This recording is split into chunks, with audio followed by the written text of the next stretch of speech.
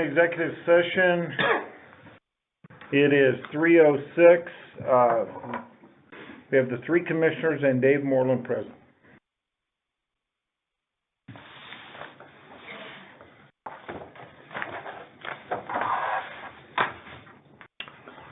Do you guys mind if I record this myself? I know it's recorded. That's fine. That way I can always... No, because I was gonna ask that. If anybody's gonna record this device, Dave Morlan has said that he's gonna record it so everybody in the room knows that, so that it's on legal record. Because I was gonna ask, if anybody's gonna record it, you need to say that now. Okay. Well, Dave, I'm gonna start with this deal. Okay.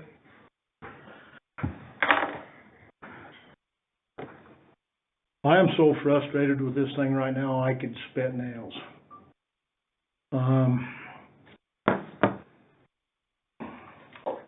You have reiterated several times that you think that I have way overstepped my bounds down there in Road and Bridge Department, that I've made decisions on what's going on. I made a comment to you 2 weeks ago, that I felt like that if I was gonna fire anybody, it'd be Dave Sanford. It was kind of funny, a couple days later, I go in there and guess what? Dave Sanford treats me like I'm a redheaded stepchild and tells me that he's gonna get fired, and he heard that at Cabela's in Grand Junction. Only two people that knew that was me and you.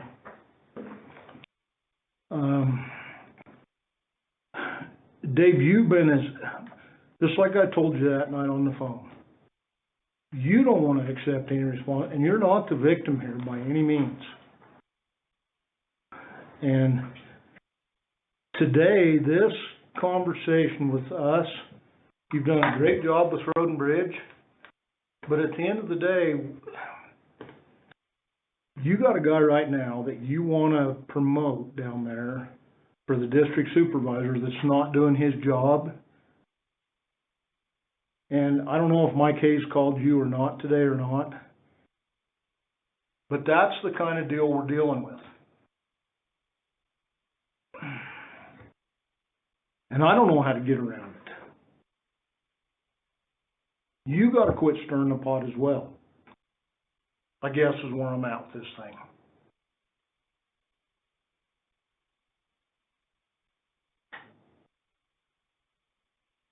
And I'm not saying, Dave, that I've been 100% correct. I'm not going to tell you that. But I'm telling you where I'm at with this deal right now is Dave Morlan's going to have to accept some responsibility that he had some wrongdoing in this thing as well.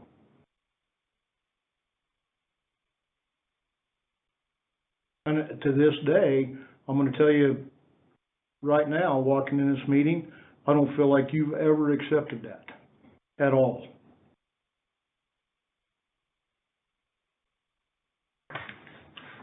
That's fair. So let me tell you my perspective on it. To me, from the start, it was always a fairly simple deal. That you had an employee in Rangeley that violated some policies. And you verbally reprimanded him, we'll call it that. The policies that he violated, especially a couple of them, they were a violation of policy. They weren't that serious of a deal, in my view. I think that Roy did not personally gain from what he did. It was not malicious. He was trying to be fiscally responsible. He maybe used some bad judgment specific to the one that, we didn't call the flaggers, it was a safety issue, I get that. But they were a violation of policies, and you reprimanded him for it. He felt like you went over the line and were verbally abusive in the process. He files a complaint. He has a right to do that. Our HR department goes in, does an investigation. They come back and they say, yep, Roy violated policy. Dave verbally reprimanded him. Dave violated policy, if you want to go by strict policy, in the language he used. And none of this is language none of us haven't heard before. I've worked in the back of a sawmill as a kid. I'm not going to be shocked by I know what an ass eating sounds like. But, bottom line is, you both had violated policy. If you're gonna drive that home with Roy, then the same standard has to be applied to you. Shouldn't have been a big deal. We put a letter in your file, yep, you violated policy. We're done. With one condition there, and that was you cannot, under any circumstances, even show the signs of retaliation against the guy that filed a complaint. He has a right to do that, as does any other employee. You can't punish him for filing a complaint. It certainly has appeared ever since as though you're struggling with the fact that you got a complaint filed against you. Kinda understandable, but man, in my opinion, if you just truly accept that, yep, I goofed up. I didn't goof up that bad, but I goofed up. Roy goofed up, let's move on. That's all I want. I want two things. I want you to accept that you made your mistake, and I want you to accept and truly mean it that the commissioners are the boss. Those are the only two things that we have to have for this to work in the future. That's where I'm at. The issue, what you did, the way you talked to me was blatantly wrong. Big time. I don't buy the piece about anybody that done that. No, you're supposed to be a professional. But I'm going to put that aside. I'm going to write that off and say, you know what, this guy's got 30 years of commitment to Blanco County. I'm going to take that aside. I'm going to focus on what the real issue is. If Dave Morlan can truly, genuinely accept that, kind of like Jeff was saying, yeah, I goofed. I'll own that. This isn't a big deal. We're going to move on and not retaliate. You can't, because that's going to get the county legally in jeopardy. Let's move on. That's what I need. And don't take it lightly what I'm saying. That I mean it. You've gotta accept that we are the boss. We're not here to debate shit. We set policy. And you're here and getting paid to do it. The team you have got going right now, I believe that Road and Bridge does a darn good job. We've got these hiccups. I got a call today too. There's this shit stirring on both ends of the county, I think. If we can put that to bed, I can live with this. I just asked what happened today, and I'm gonna give you my opinion of what happened. And Dave can tell me if I'm wrong or not. Dave Sanford, from that last snowstorm we had down there, and this is what I talked to Dave about, between the conversations that Dave and Dave Sanford have had over the last month or month and a half. He doesn't want to be there. He's got a really shitty attitude. Anything he can do to derail this deal, he is stirring that pot. So at the end of the day, we get that big snowstorm down there in Rangeley 2 weeks ago. He goes down County Road 102, goes up County Road 23, makes one pass. By our policy, that says that road's open. Those roads were so freaking shitty, the snow was that deep to that deep on them. So, the next morning, I went and plowed the lady's house up, just past my house, back towards town. And I had another widowed lady down the river call and say, hey, would you come down there? So I rode my tractor down there. I'm like, you gotta be shitting me. And I thought, well, the phone's gonna start ringing off the hook. And I thought, I'm gonna send them right to that guy. I'm not gonna deal with this, I'm gonna send them right to that guy.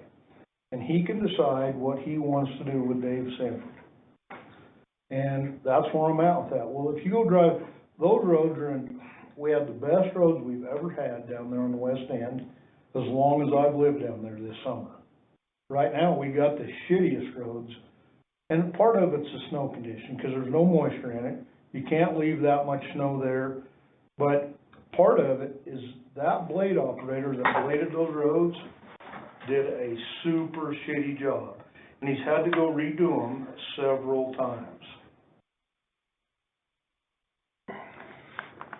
So, Dave, where are you at on this deal? Well, And you can tell I'm super frustrated. I am. and believe me, Jeff, I am too. I mean, I was so frustrated, and maybe we'll get into it a little bit more. I mean, that's why I did get an attorney, and I'll explain why here in a little bit. But on this my case thing today, both districts have been struggling to get snowpack because of the snow. It's that dry shit that just, there's no moisture in it. I've talked to Roy a couple times. I said, yeah, I understand, buddy. The guys up here are having the same problem. Same problem. Monday conversation with Roy, I said the same thing. I said, you know, just peel it down to as close as you can. That snow is not gonna pack. We can't wait for the sun to come out to melt it to even give it a little water content. Kick it off. Get it down as close as you can. Okay, so today, my case called. Yeah, my case, this is my case. He said 23 is the worst he has ever seen it. And he said last night he was coming home, he swerved to miss a cow.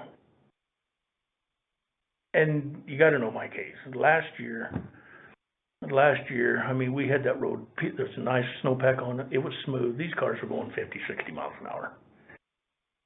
It was bitching about the snowpack then. Well, Mike flew off the road, fresh my memory, Jeff, he punctured a tire or some goddamn thing. But it's all the county's fault. So he drives fast. So anyway, he swerved to miss a cow and went off the road and almost rolling his truck. Well, to go back to correct your recording, Mike does not drive fast. He drives probably slower than anybody out there. Really? Mike's a putter. Really? Mike Hayes is a putter. You can be running up that road 35 mile an hour and you're gonna catch Mike Hayes. If he leaves town and you know he's going up 23, if you cruise up there at 45, you're gonna catch him 10 miles. Yeah, Mike Hayes does not haul ass. Okay, and he said he went off the road almost rolling his truck because Dave Sanford left snow on the side of the road and in the road and on the side of the road where people can't see it. And I jokingly said, well, why didn't you just hit the cow? And he said, because the cow is a good friend of mine and I didn't want to hit the cow. So I said, okay, Mike, how much snow's there? And he said, there's about 8 to 10 inches. You just verified it, right? I said, okay, well, did you call Roy? And he says, yeah, I called that no good motherfucker. And he told me that he couldn't do anything because Sanford and Morlan are good buddies. Is that what he told you? No. What he told me was, just so that we get this straight, so that we get both these things out here, is he told me he called and chewed Roy's ass and told him that 23 was in as bad a shape as he'd ever seen it, pissed off because he rolled his truck, and he said, what the hell's going on? And I said, Mike, I'll tell you, we're having some issues right now. And he said, why in the world can't we get this road fixed? And I'm like, I said, I know that blade head's been sent out there a couple, 2 or 3 times. I said, why don't you call Morlan? He said, because it falls on deaf ears again. That's what he told me. And he said, I do not want to call Morlan because it doesn't make any difference. Well, See, in my case, he ought to give me a chance anyway. Well, Let me finish what he said. I'm just Right. telling you Repeat exactly what what he he told me. Right, and I'm telling you what he told me. So then, hold your thought, Bub. To Sanford, and I can't do a fucking thing. Roy, I said, did you talk to Roy? Yes. What'd he say? He said he couldn't do anything because Morlan and Sanford are good buddies. Then Mike said that I, meaning Morlan, is not gonna do a fucking thing, because that fucking gravel is more important to me than human lives. Goodbye, and he slammed the phone down. Which Mike said that over and over. Again, that's a way different conversation, you know, that Mike thinks we ought to oil field He's been on that and we for- can't do that. Right. And he's never gonna see we've had that conversation about it, but. And he called me, just for the record, and he just said that he had called you, and that he felt like you just kinda laughed it off. I'm just repeating what he said. And then he went down that same road about Morlan cared more about that gravel than he does us. And I thank him for calling. He did say something about the fact that this goddamn problem exists because Morlan and Stanford are buddies, et cetera. Consistent, I think, with what Jeff's hearing. I'm just repeating what he said, because I don't know Dave Stanford, I've never met the guy. But it sounds to me like, I'm drawing conclusions here, that Stanford's kind of stirring that pot down. And I don't know the guy. I mean, it's pretty obvious to me that he's stirring that pot, rather than just getting out there and getting the damn road bladed the way it ought to be. But I think we're getting in the weeds. We are. Yeah, we need to stay on topic here about what's really the issue is, Dave, I've probably been the biggest advocate through this whole deal about you staying on with Road and Bridge to finish 8 or 10 years. I really have, and you can ask Gary that. Mm-hmm. And Gary's been as well. Yeah.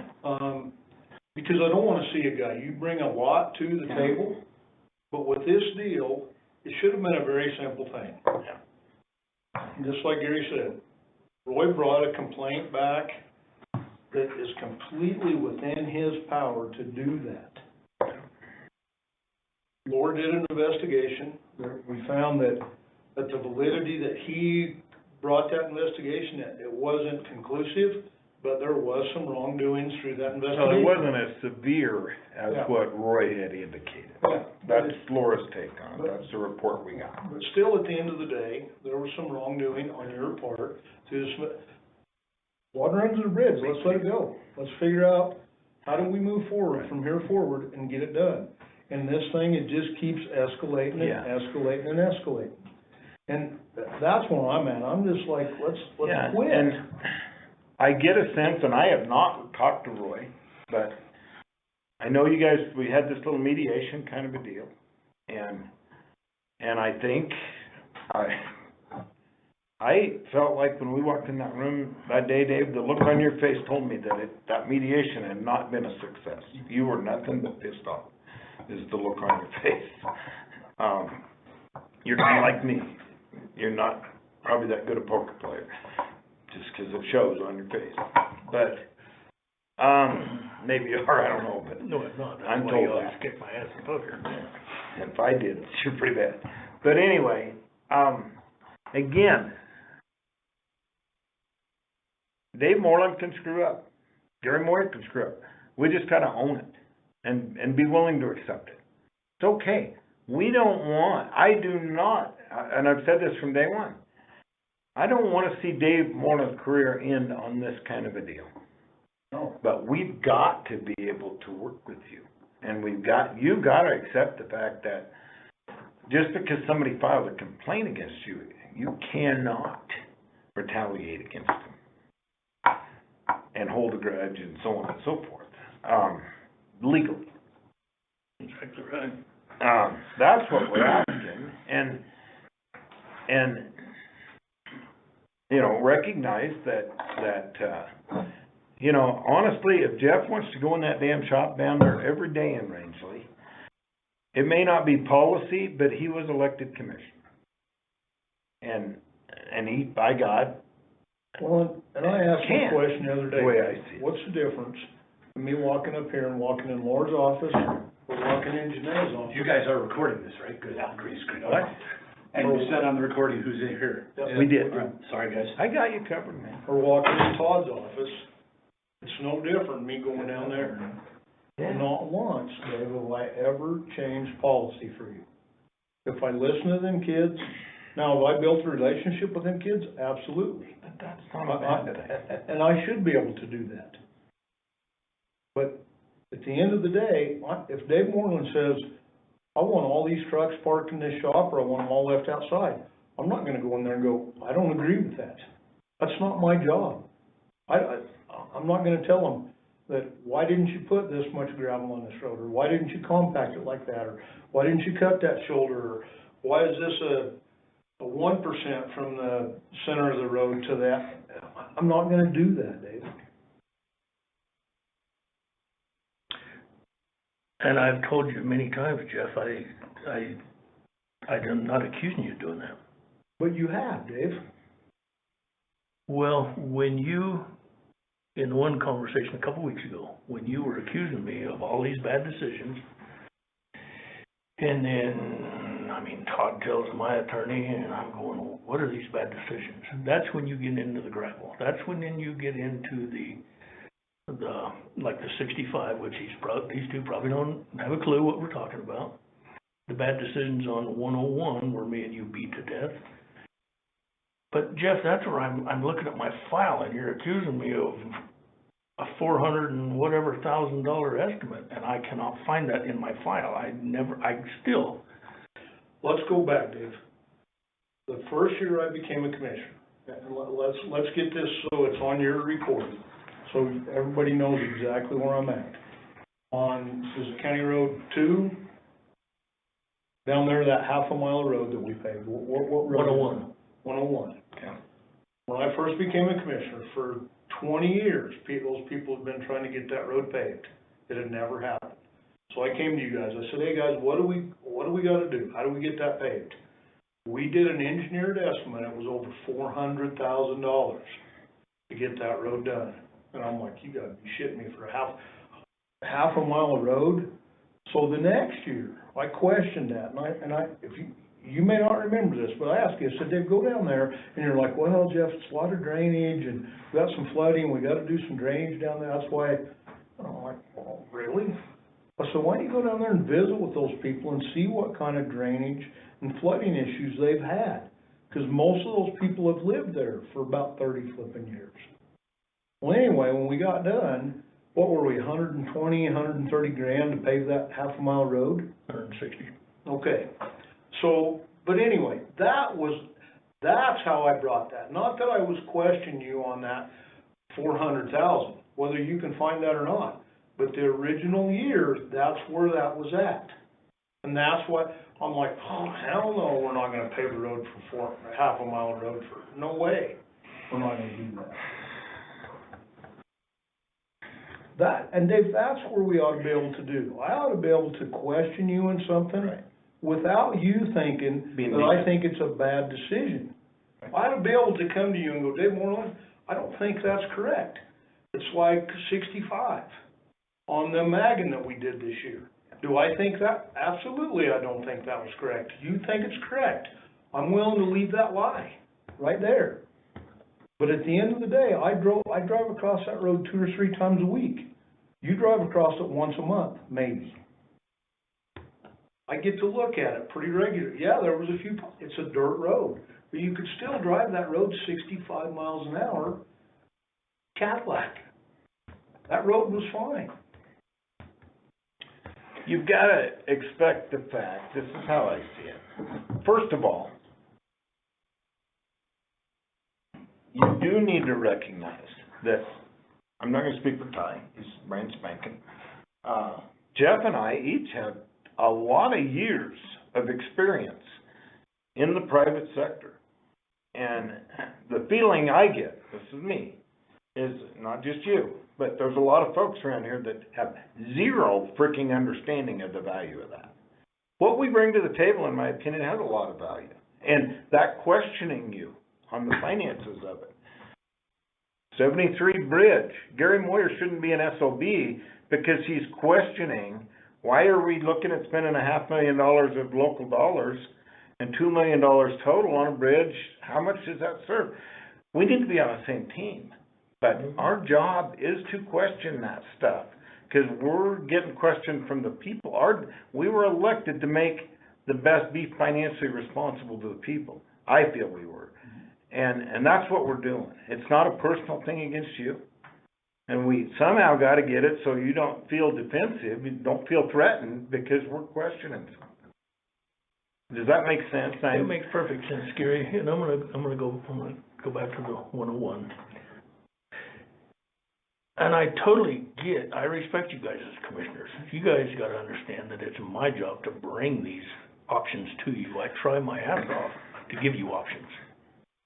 Because you don't hear anything until I bring it to you, so it's like, well, I put a lot of thought into this. My mind, here's your options.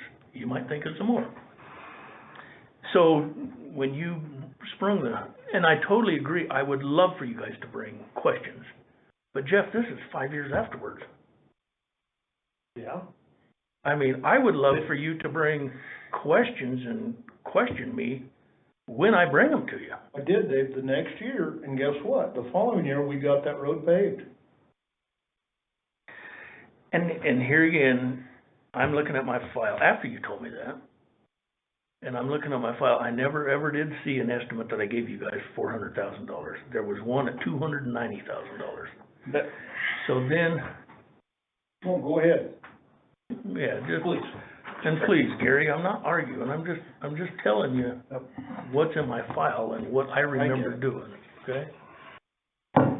So, I look in there and there's an estimate of $290,000, and I totally agree. I did not go to the constituents down there because of the flooding. I'm going by my district supervisor and lead man down there telling me how this thing floods all the time. Okay, we need to build it up with rocks. I hate putting, we looked at the drainage, there's so many gas lines, there's phone lines, there's everything down there. It's like, Jesus, we couldn't have put a can in there if we wanted to. The one guy, I can't remember the guy's name, he had a can there for us when he said, yeah, you need a can here. Yeah, we do. We ended up putting two in it. Yep. He had one, and then we put one in, or we put them both in, we paid for one. So then you remember me saying if we wait a year, United is gonna put that plant in Loma, therefore it will take that cost down, from hauling asphalt for half a mile from Rifle, now we'll have to pay it from Loma.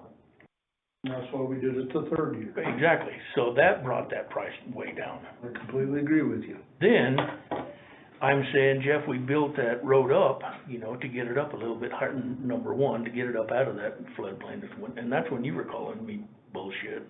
No, we didn't, Dave. Yes, we did, Jeff. How much money did we spend on hauling dirt in there?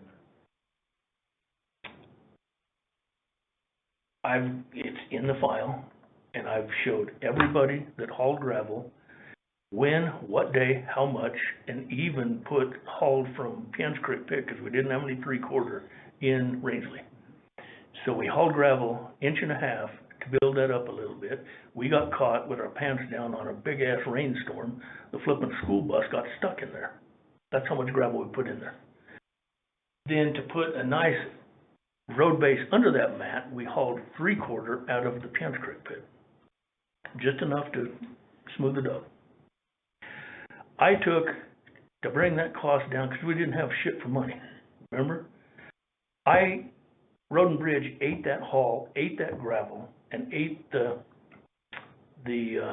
labor, equipment and labor, and then I also took the shoulder material out of there on both sides of the road, didn't charge any of that to the project, and that's what brought that price down to $160.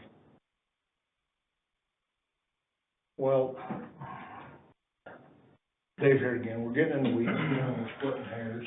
At the end of the day, we truly need to figure out, can I question Dave Morlan? Can Dave Morlan question me? I guess But at the end of the day, Dave's gotta respect the fact that those decisions fall on us. Oh, I know they do. Yeah.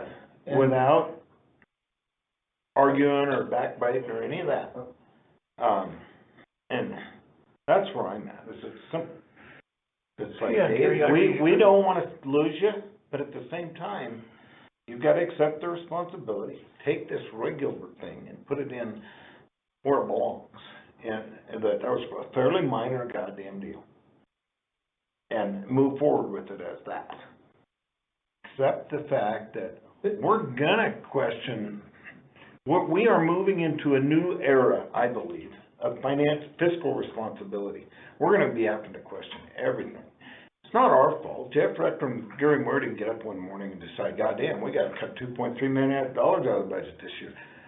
It's because the revenue's not coming in and it's gonna get less. Right, but I'm We gonna didn't go back, cause Dave, that. and go back to the start of that conversation. When you called me, you wanted to know what I wanted to do for Employee of the Year for Road and Bridge in Rangeley, Colorado. And I told you, I don't care. It's not my decision, I don't wanna have any part of that, I don't care what's there. And you really felt like that voting mechanism, however it happens, I don't even know how it happens, that got skewed. So, I told you, you do whatever you want there, Dave Morlan. So, I don't know, a few days later, a week later, you decide that you want to change that, and you wanted to have Roxy, I believe, take charge of that. Well, you got the exact same result again, identical. Are you guys aware of that, what he's talking about? I've heard the story of all. I'm not. Employee of the Year, they vote on it, and they do, somehow they do it. When this happened, they felt like that Roy had skewed that, because Roy became Employee of the Year. This Was year? the conversation, when he Or called, last year, when he called me, 2020. he called and he wanted me to make that decision about that he didn't agree with that. I'm like, I'm not gonna make that decision. Told him that was completely up to him. And his opinion, and we'll go back, we'll step back a little farther into this conversation. He goes, well, I just feel like that I need to contact you because I feel like that you want me, or you wanna help, you need to help make those decisions for me. And I don't, how did you put that? I put it, I said, Jeffrey, this is tacky, petty bullshit. I hate calling you, but all of the shit that I got in for making these decisions, I wanna run this by you, so it doesn't come back and bite me in the ass. I didn't accuse Roy of skewing the thing. What happened was, Hey, with all you of damn sure no, I did. did not, Jeff. Yeah, No, I you didn't. said that you thought the voting was skewed there because they didn't do it correct. So, That's, Roy, we had the conversation, Roy said, I don't even think we're gonna do it this year. I said, that's fine. I Go talked back to the to Meeker that. guys. talk about what you told him about buying the plaques. About the $80 per Yeah, plaque for yeah, I'm getting there. So I said, that's fine, Roy. I talked to the Meeker district, they said, no, we want to do it because of, it means so much to these guys. I said, okay, well, let me talk to the Rangeley district. I got Jenny, I said, is there anywhere in there that we can find $80? How much are these plaques? They're $80. I said, okay, if we don't have the money, I'll buy the goddamn plaque. Jenny said, no, there's still a little bit of money in supplies. If you guys want to buy the plaques, it means this much. We've always bought the plaques, there's money in there. I said, okay, let me get hold of Roy. So I told Roy, it means this much, Meeker wants to do it. I want to stay uniform, Meeker wants to do it. What are you thinking? He goes, oh, okay, we'll do it. I said, okay, just like we've always done, you put three names down on a piece of paper, and then we'll count them all up. Again, this is how we've always done this, and I said the reason being, again, is it gets rid of the buddy system. Everybody's got a buddy, so they'll put that name down. And then, in the back of their mind, everybody's got a guy that's stepped up, done his, that guy is, and the system usually works. So thinking that's what we were gonna do. Well, then I call Roy, or Roy calls me on his nightly thing from our mediation. He's supposed to check in every night. Roy calls and he goes, yeah, I got that Employee of the Year. We're gonna do it. And the Employee of the Year is, let's see, 1, 2, 3, it's me. I said, okay, did you do it like I said? He goes, no. We did it another way. We put her down, I just had him, I can't remember what he said. In the meantime, 3 people called me and said, Dave, that's bullshit. Well, why did we change? I said, I didn't know we changed. Yes, Roy said, gave us a piece of paper and it said, there's 3 names on here and his name was 1, vote for 1. And he handed it to him and he says, vote for 1. So I stewed on that and that's when I called you. I didn't wanna make that decision by myself because of all of the shit that whenever I do make a change down there, Jeff, it always comes back and bites me in the ass. Even something like that. That's why I called you. So then I called Roy and I said, hey, let's just go back to the way we were supposed to do it, that you agreed to do it, just tell him to write down 3 names. And he called me a day later and he goes, it's still me. And he sent me the vote thing and it's like, bingo, perfect. I did say, we found $80 to buy 2 plaques. You know, do you wanna go ahead and do that? And that's why I did it. But prior to that, did you tell him that he was gonna have to come up with the money to buy? No, I did not. You know, gang, I totally agree with everything you said. And Gary, don't get me wrong, man, I respect you guys. I would love you to even ask me more and question me on these big dollar jobs. But back to the 101, I mean, god damn. Here I thought I did a good job for it. When did we do that? 4 years ago? 3 years ago? 3 years ago. Here I'm thinking, Jesus, I busted my ass, I made it work, we got it done. And then bam, you call and tell me I'm fucking up and have been for the last 23 years and No, Dave, it's like, Jeff, that hurts. well, that's not exactly what I said. I said it, yeah, and I'll go back. I told you that the initial bid that you guys put, and you can't find it in your file, and however that works out, Dave, I don't care. But at the end of the day, what happened is until I started questioning that to make that happen, that road would still not be paved today. I truly believe that. And what I told you, you wanna talk about how everything's even, well, why in the hell, if you've been the road and bridge superintendent for all these years, why in the world do we only have 30 miles of paved roads down there, and we got 180 miles of paved roads up here? We got several roads down there that are old tar sands that have still never seen any help on them. That was the conversation me and you had. Well, I didn't tell you that you had done a shitty job, by any means. I questioned you on how things had been done on the west end of the county versus the east end. However you took that, that's up to you. well, again, Jeff, it's sad that we have to record everything. I record a lot of this just like today, so I can go back and correct what I did. But that's what you said, bud. And you accused me of not being fair. You told me you were sick and tired of this meeker politics. Mm-hmm. And that I had been unfair for, you said, how long have you been here? I said, 23 years. I said, for all of these years, yes, and that's when you said, how come Rangeley's not getting a fair amount of asphalt? Mm-hmm. And I said, Jeffrey, Meeker District's got over 140 miles of asphalt, Rangeley's got 23. So how can I analyze every inch of asphalt every year. That's where I put that money. I don't give a shit whether it's in Meeker, Rangeley, or Craig, or whatever. That's what I do by data, proven data on which road needs it the most. And that's when I said, I said, which road is worse than 8 in Rangeley? And you said 23. And I said, Jeff, there is not a crack in there, in that road. Yes, that tar sand, that's You wanna the go weirdest. pull the snow off of it right now and look at it, Dave? As soon as it goes, I'll be there. In the middle of the summer, you're exactly right, there is no cracks in it. And that's what I'm about to say. That tar sand is the weirdest shit I've ever seen. Mm-hmm. Right now, it's Ripley. You said ruts, I wanna go look at the ruts. But that's where I make my decisions. So where I can justify what I do. Maybe it's all screwed up.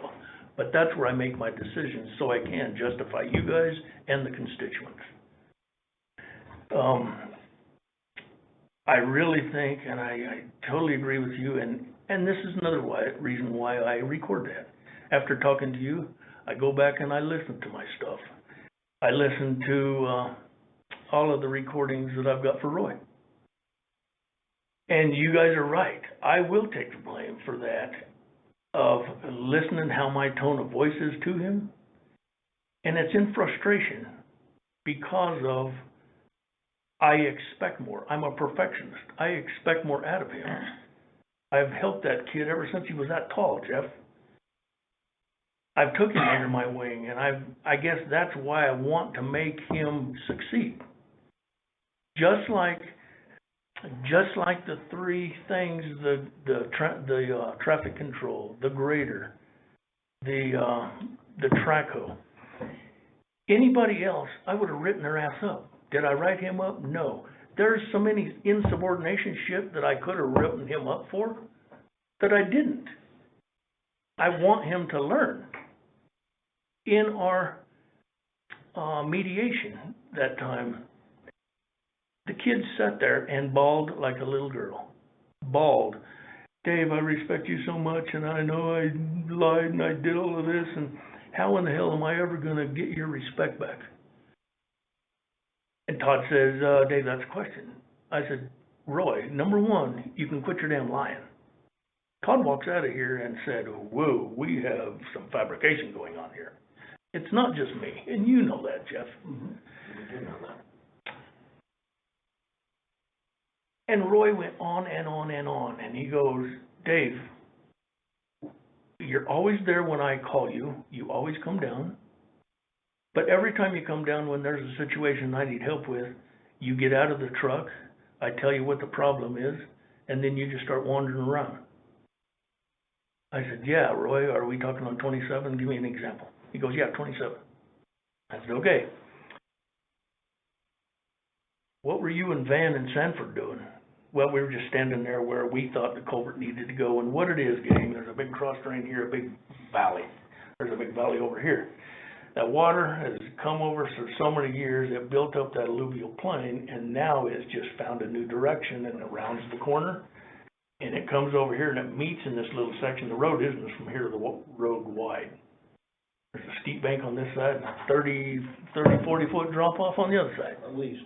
And that water is collecting there and dropping over the edge. And they said, and Roy's saying, we need to put a culvert here. And that's when I take off wandering around, and I go down the road, and I look where the water's coming from. It's a pretty good drainage, right? And I analyze the whole thing over, and I walk back up to those guys, and I said, okay, Roy, what did I do when I walked back up to you from wandering down this way? And he says, well, you said, did you look at the big picture? I said, right. I said, what did you say? I said, no. I said, okay, then what did I do then? He says, well, you took off wandering up the other way. And I said, that's right. I wandered up there for 15, 20 minutes. Then I came back. I said, what did I say then? Well, you said, did you look at the big picture? I said, yes, sir, I did. And what did you say? I said, no. I said, okay, gang, follow me down here. I want to show you what I'm looking at. What did I say then, Roy? Well, you said that if we put a culvert down here, then that water will never get up there where we're at. I said, exactly. That's what I mean by looking at the big picture. I said, okay, what happened then? Well, we went up to the other place that you wandered around. I go, what did I say? Well, you said to put a big can here, then that water would never, it's on its natural path. And then the water would never get here. And I said, exactly, Roy. I said, that's what I mean by the big picture. I said, okay, you had another problem. Same damn thing, that the water's, instead of going down its natural path, it hit that alluvial plain from sediment, turned the corner, now it's coming around this cattle guard, and you want to put a can up so it doesn't go in the cattle guard. I said, come over here, I want to show you the big picture. Same thing. He still said, you just wander around and that's all you say is look at the big picture. I said, then why in the hell don't you follow me if I'm wandering around? That's what I'm doing. Still, Jeff, I'm trying to help the damn kid. But we've got a major, major problem of him not telling the truth. Major problem. Just like the Mike Hayes that happened today. We don't know. It's an assumption. Did he tell Mike Hayes? I can't do anything about it. History tells me that's how he gets out of these things, and then he fabricates it from there. Did he tell Mike Hayes, I can't do a fucking thing about it, Mike, because him and Morlan are buddies? Can you hear him saying that? Yeah, I can't hear anybody saying anything anymore. Right, but that's where the damage starts. That to me, that's our problem. Now back to you, Gary. I totally agree. Do I really? That's where I think I fail, because I'm talking to him, listening to my recordings. It's like, God damn, Dave. My wife even says it. you know, shit, yeah, I can see where he thinks he's a You're good in piece of pretty good shit. graces. And it's like, bingo, I have to correct that. The 3 incidents down on 27 with the Trico and the traffic control and the borrow and stuff, I did not say any of that shit that he's saying. I will stand to that, to the Well, day I die. I'm basing my take off of the meetings we had here with you, and your Mhm. description, and my recollection of your description of, here's what I reprimanded Roy for. And there were policy violations. And I guess I still go back to the deal of, okay, honestly, my personal opinion is they weren't that big of a deal, but they were policy. Traffic control was the, Traffic control is the bigger of the 3, but, so he got his ass chewed for, would be my language, for not following policy. You're a supervisor, that's what your job is to handle that the way you see fit. But you've got to respect the fact that he did have a legal right, if he felt, and apparently did, that he was mistreated. Mhm. He had a legal right to file a grievance. He did that. HR did an investigation. They found out that, yep, he had violated policy and you had violated policy. In my opinion, fine, not a big deal. So we both violated policy. Let's move on. And it just appears as though, whether it's him or whether it's you, we haven't moved on. And we're gonna have to. We've gotta move on. And to the point of, it's just turned into the shit show, and we've gotta make a decision. I tell you, what I'm really troubled by is the proposal we got hit with yesterday from your attorney. I find that really troubling. Mhm. You know, this idea that you're gonna dictate to us which commissioner is gonna supervise you, no. That's how I see it. It's like, come on, Dave, respect the fact that we were all elected commissioner here.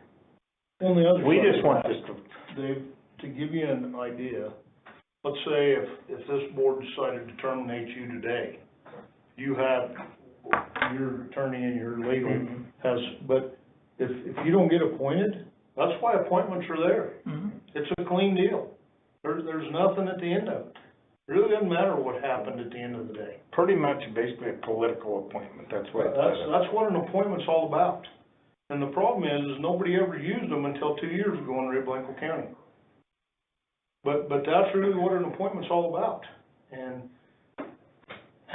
And, you know, you can verify that with your attorney. Yeah, That's our understanding of it. Oh, she's But- totally, believe me. But there again, at the So- end of the day, we're kinda getting in the weeds again. Really what we need to do, Dave Morlan, I wanna save your job, I wanna save Roy Gilbert's job. Yeah. Cause I truly believe that kid's done one hell of a job down there. I saw him work. If we go back, we look at Stanley Rasmussen and Gary Smith, all the years that those guys have been there, shit that had never got done. We're seeing stuff down there now that is, and you even made that comment, well, Jeff, you know that's, has something to do with me. Absolutely it does, you're the I know supervisor. I get that. But that kid is the district supervisor. We have to give him the latitude to be that district supervisor. And if he's making wrong choices or right choices, that's up to you.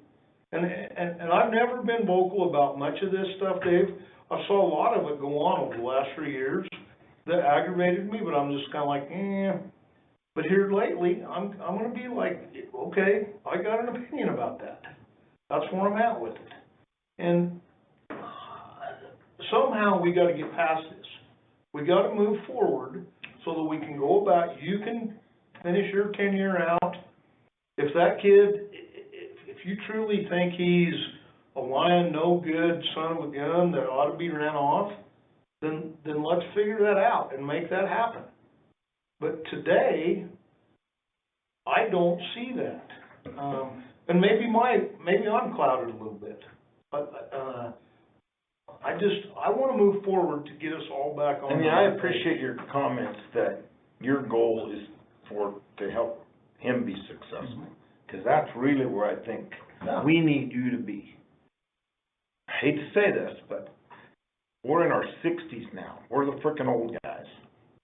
We now can feel good about, we can feel good about helping our kids. We can feel good about helping Roy be successful. We don't need the accolades from it. We're the old guys. We ought to just be able to look in the mirror and feel good about, hey, I helped that guy be successful. I know I did that. The public doesn't have to know it. I know I did it. And I know you're big enough to do that. That's the Dave Morlan I know. And how do we get this thing back to the level that it initially was, which was not that damn big a deal? Really wasn't. And move forward. I don't want to see Dave's career end this way, but we can't leave it the way it is. We got to do something. It's not healthy for you, it's not healthy for anyone. I tell you, this Dave Morlan thing is it has eaten on me as much as anything I've dealt with as commissioner so far, whether you're aware of that or not. Because I've considered you a friend for a long goddamn time. And when I hear this shit from your attorney or secondhand that the commissioner's gone rogue and they're gonna recall this guy and I'm gonna run in his story, whatever it is, it's like, Jesus Christ, this is so out of hand. Can we get back? And that's the question I think we're asking you is, can we get back? Put this thing back into the perspective that it initially was, which was a fairly minimal deal. Accept responsibility that, yep, Roy violated policy. I maybe am guilty of chewing his ass too hard. I've been accused of that. I've been guilty of that. But say, that's what I did. Screwed up, let's move on. And turn around and work with Roy. And respect the fact that we're not the enemy here. Jeff Rector didn't cause this. Gary Moyer didn't cause this. Let's get it where it belongs in our heads and move on, because we've got to fix this problem. We can't let it continue the way it is. And I guess that's my question for you, and maybe you need some time to think about that, is, can you accept some responsibility? Can you accept the fact, genuinely, truly, that we were elected to make the policy decisions and not to argue with you about shit? And I get where you're coming from. You feel a lot of times like you're trying to help us, you're trying to make sure we understand all the angles, and we get to the point where it's like, God damn it, Morlan, because it's not just you, it's a lot of department heads. They're coming at us from 10 different angles because they didn't get the answer they wanted from us. And that's how it appears to us. Nothing personal. So can we respect the fact that once we make a decision, we don't want a bunch of crap about it, because that's how it feels, like it's a bunch of crap. Can you do that or not? That's the $1 million question I got. And I would love it, and I don't care if it's tomorrow or right now or a week from now, for you to come back and say, you know what, I have really thought this through, and I'm going to own my role in this, and I understand you guys are the boss, and let's move on. That's what I'm hoping for. Dave, you had something you wanted to say? Yeah, I'm sorry. Yeah, I'm just letting you guys, I'm seeing where you're coming from, and I'm trying to be as honest as I and can be. I appreciate that, Gary.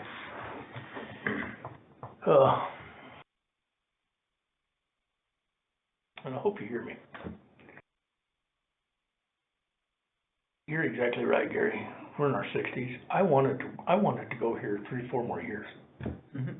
Right now, I can't, and I won't. Yes, it's fucking up my health. Sure. I can't do this anymore, gang. Mm-hmm. It's a hell of a lot more than what you're laying out here. It goes so much deeper than that.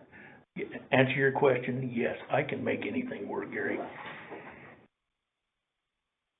Again, it's fabrication on that end. I love that kid to death, and if I have to, we can really get into the weeds, and I hope you hear me out. Well, my thought is let's move from here forward. Well, I'm too, but I mean, everything that you guys said, I understand it, and I'm trying. I'm listening to my recordings, and I already said I have work to do.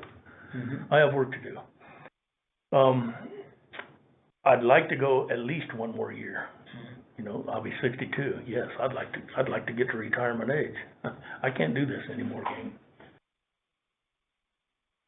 And now let me tell you why my attorney came up with this and some of my justifications on each one of those bullets. Can I do that?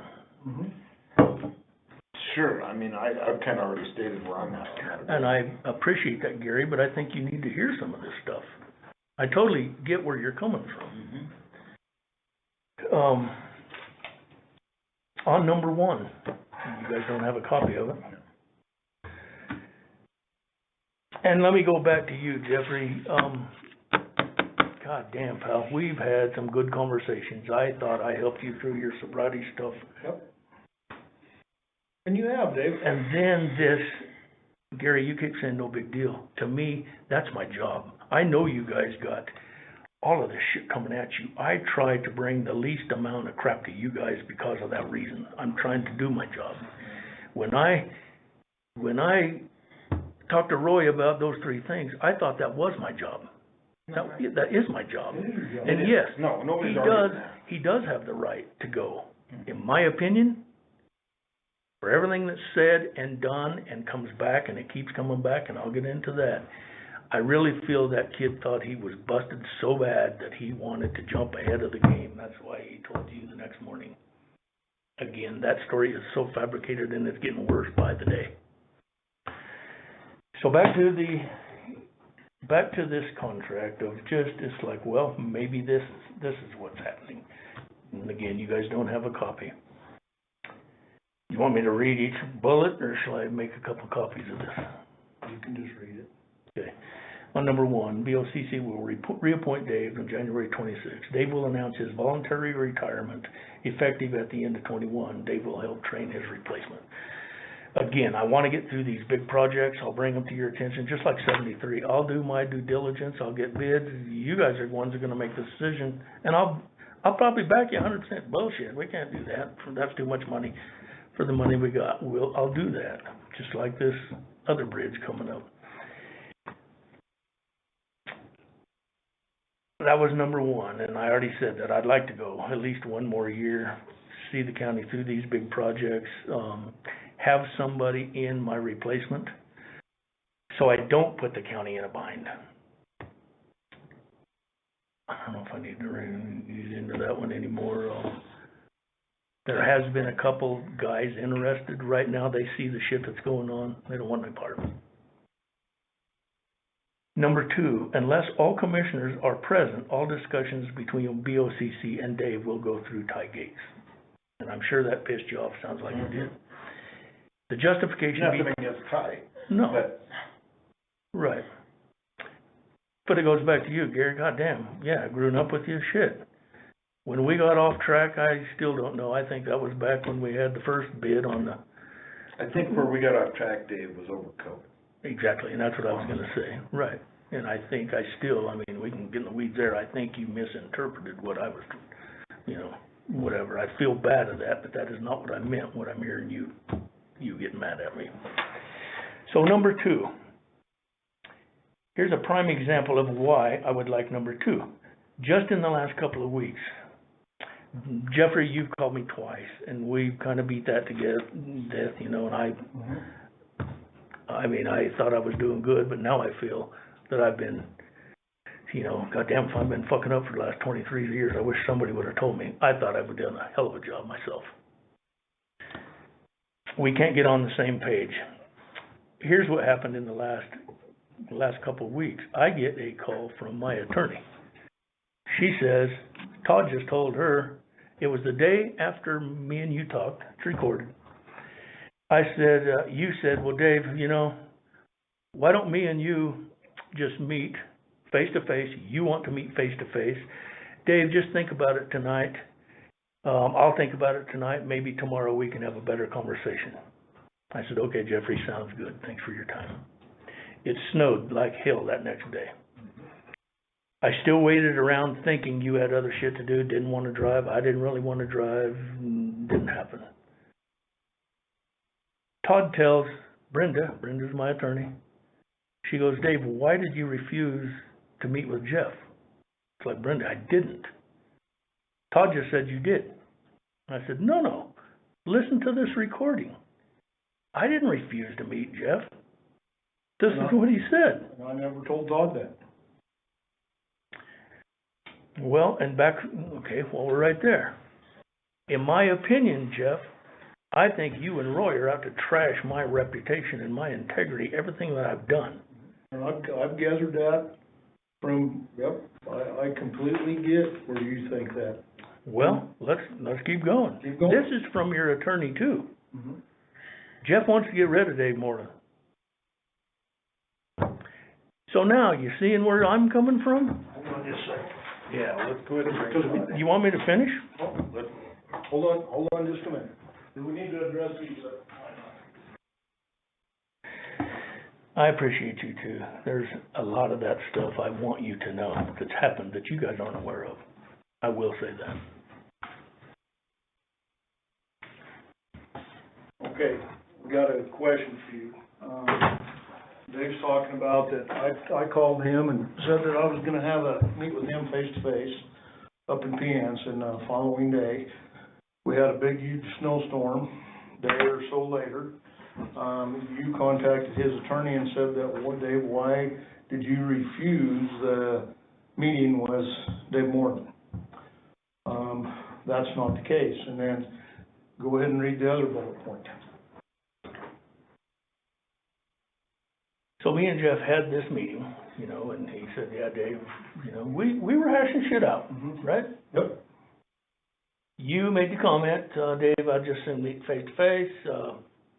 I'd like to meet with you tomorrow. I'll call you in the morning. You sleep on it, I'll sleep on it. Maybe we can have a better conversation this morning, in the morning. It snowed like hell. I waited around figuring it wasn't gonna, you know, he didn't want to drive, I didn't want to drive. I talked to Brenda that night. She said, well, why did you refuse to meet Jeff Rector face to face? I said, Brenda, I didn't say that to him. Well, Todd says you refused to meet with Jeff Rector. Mm-hmm. And I said, no, I did not say that. I've recorded the conversation because I'm trying to learn from where I'm fucking up.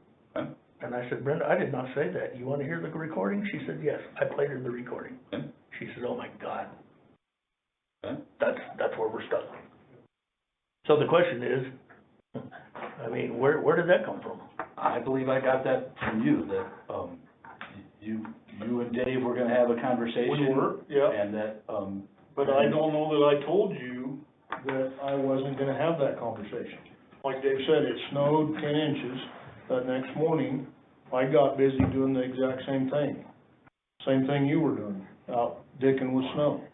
and But I didn't I know I didn't say I'm not gonna have that conversation with Dave Morlan. And I don't know where the word refused is coming in too, and I don't know if I injected that word, I doubt it. But what got communicated to me was you guys had an initial conversation, there was gonna be another conversation, and then all of a sudden you weren't willing to have that conversation. And that's what I'm saying. I did not say that. I mean, I'm recording right now, so I can, I can play it between all of us. Yeah. I did not say anything like that, did I? No, we were both gonna meet the next day. But at the end of it, that big snowstorm the next day, Dave, but there again, this is where I think this is where the issue lies a little bit here. We're relying off a lot of third-party conversations and we're basing our opinion off that. And I think that's why I wanted to have this conversation today, to hash some of this stuff out so we could get on the same page, to see if we can move forward, or if we can't, we pat each other on the back and we part company today. And believe me, like Gary said, we move on, but I'm saying that something's gotta change, gang, and I just started with what my justification on and what my attorneys, what we came up with. And that's just the first one, Jeff. Keep going. I feel like if I've answered it, because I told his attorney I wouldn't be in here without her, that I should probably. We have one more question for, Okay. just for you. Is that okay with you, Dave? So I just don't want to be telling Brenda something and then going back on my word to her, so. Right. Did you have something else for me? No. I'm just down the hall. Okay. All right. Thanks. Yep. Thanks, Doc. Yep. So it sounds like that was semantics in how a message got conveyed Little there, bit. didn't it? Whether it was Todd that injected the refused word in there or not, we don't know, but things get blown out of fucking proportion. Everybody's a little on edge. Which, that's Not surprising. that's a pretty, so keep going, dude. Well, I guess while we're here, I mean, while he was here, I should have said, well, that's where I'm getting from him to my attorney, where you're the one that wants me fired. Whether you told him that or not, but you just said that you were trying to keep me. That's why I asked you that question, why he was sitting there.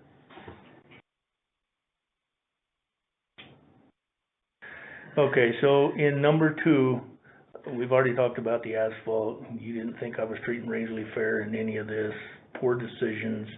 The gravel road, I wish these two, would, you know, we can touch on 10 or 65 gravel if you want. I mean, it's still, I thought I made the best decision possible. It was scheduled for $30-some thousand. It didn't need it. I wanted that gravel on the side of the road that they put on there This was over mag. in a mag, My right? issue was the mag, not the gravel. Well, see, and I wanted that gravel pulled back up on the second application so we wouldn't lose it by plowing snow. And I showed Roy that. We hauled some gravel in there, some spot gravel in.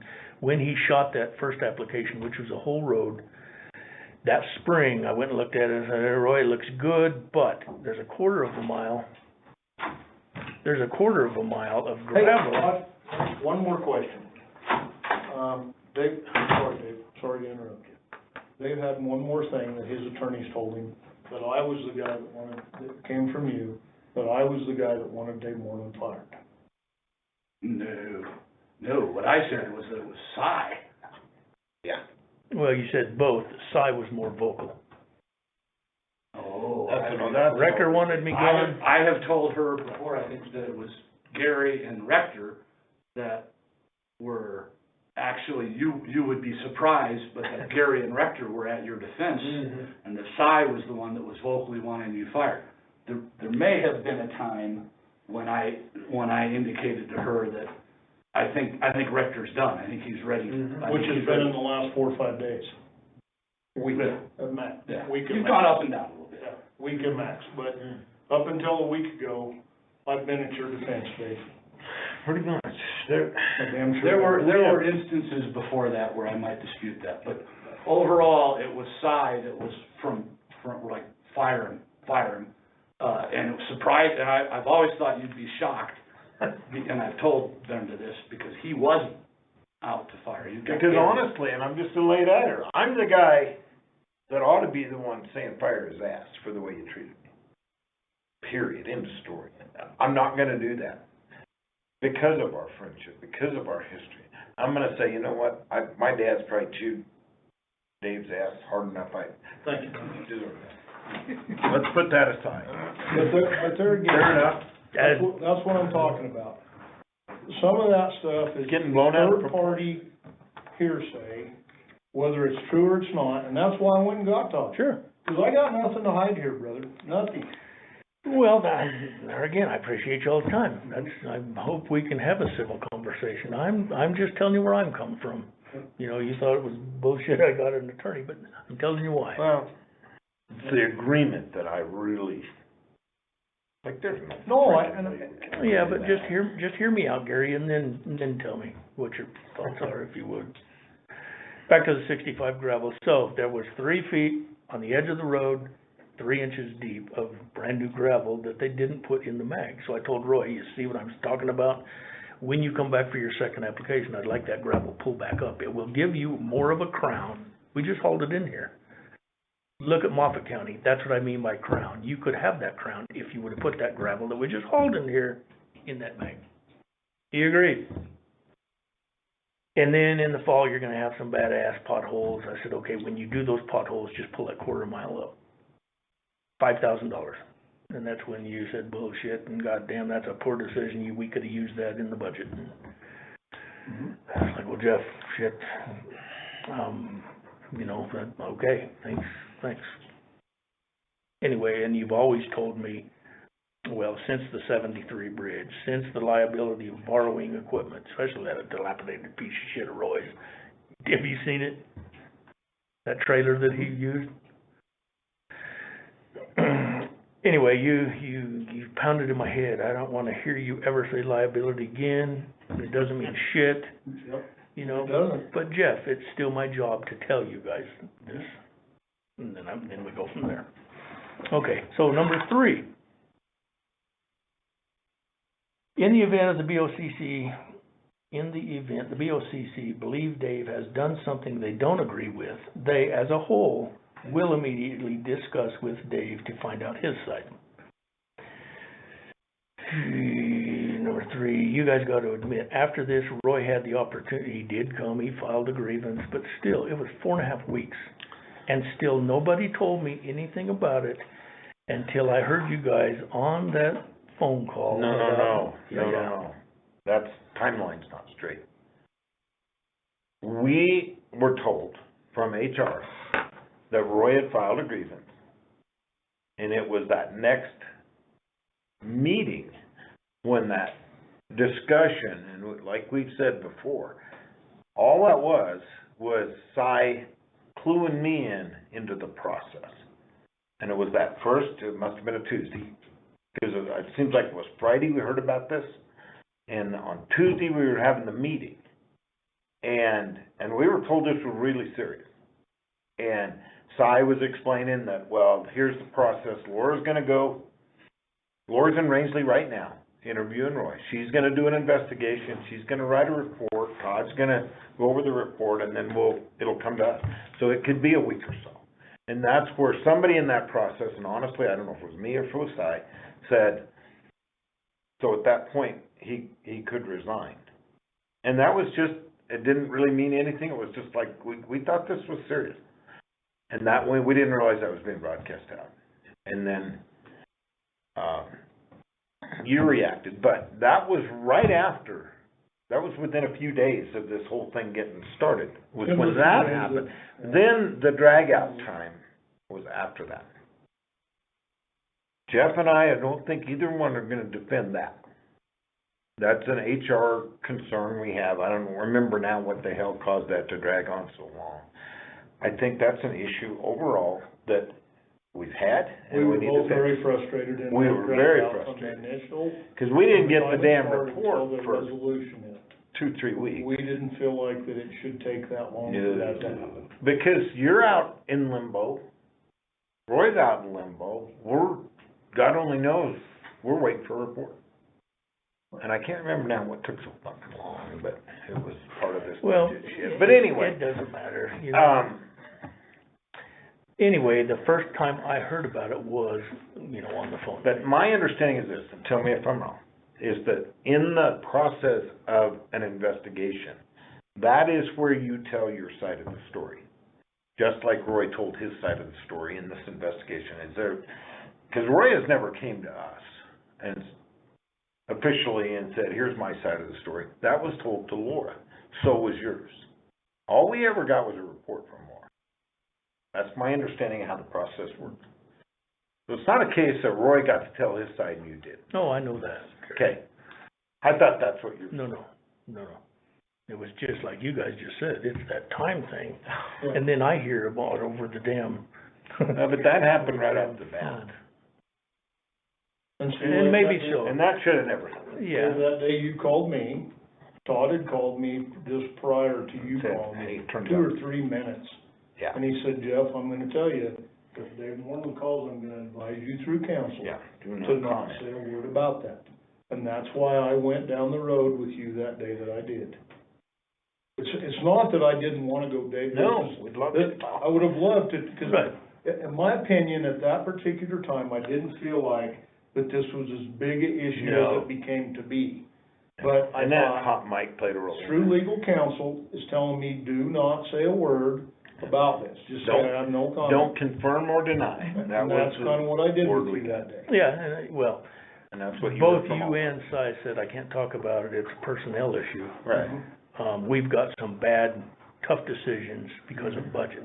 That's when I said, well, what's this got to do with Roy? And that's when both of you said, well, I can't talk about it. And I get that. And we got that through legal. I get that. So that's when I thought, well, let me go up to, and talk to Todd. Oh, Jesus, do I need to get an attorney? That's what I came up to Todd's office for.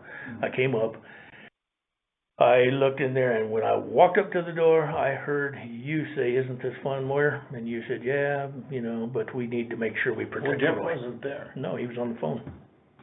Yeah, I was on the phone with Todd.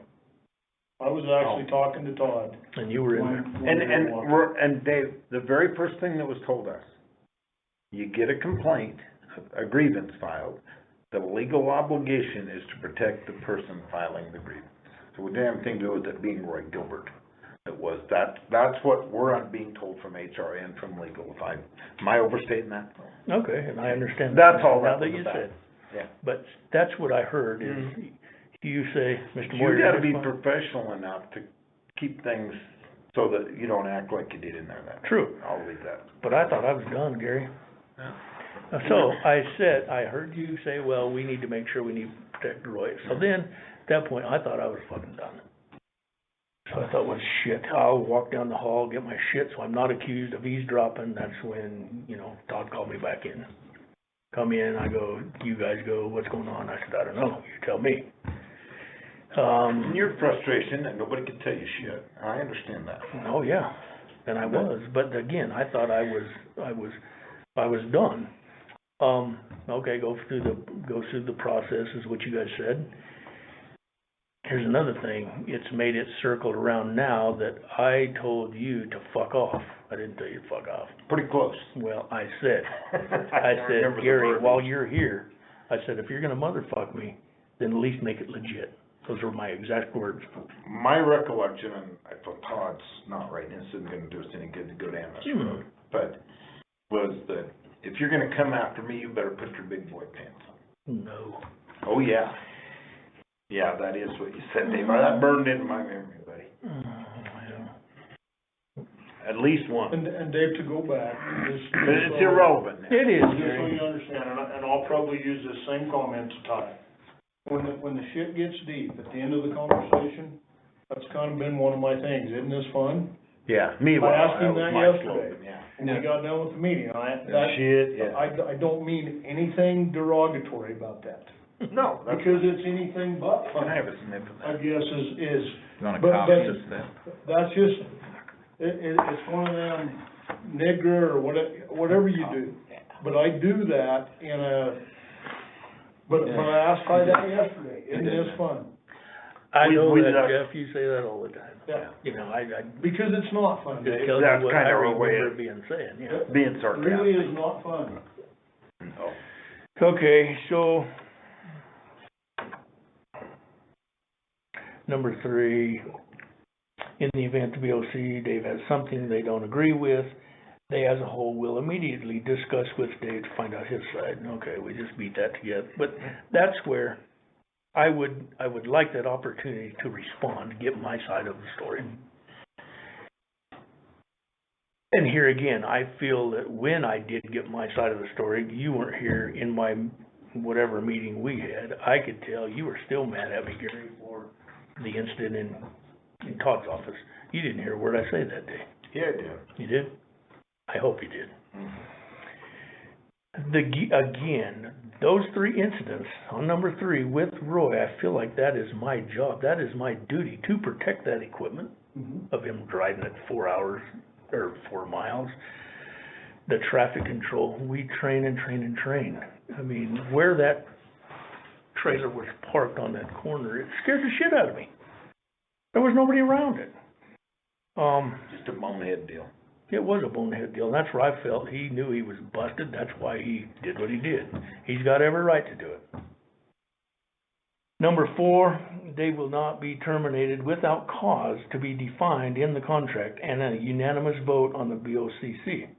Prior to terminating Dave for cause, the BoCC will give him a written notice of performance issues and an opportunity to cure when the circumstances make it appropriate to do so. That seems fair. That's, Dave, you're exactly right. If we terminated you, we would have to do that.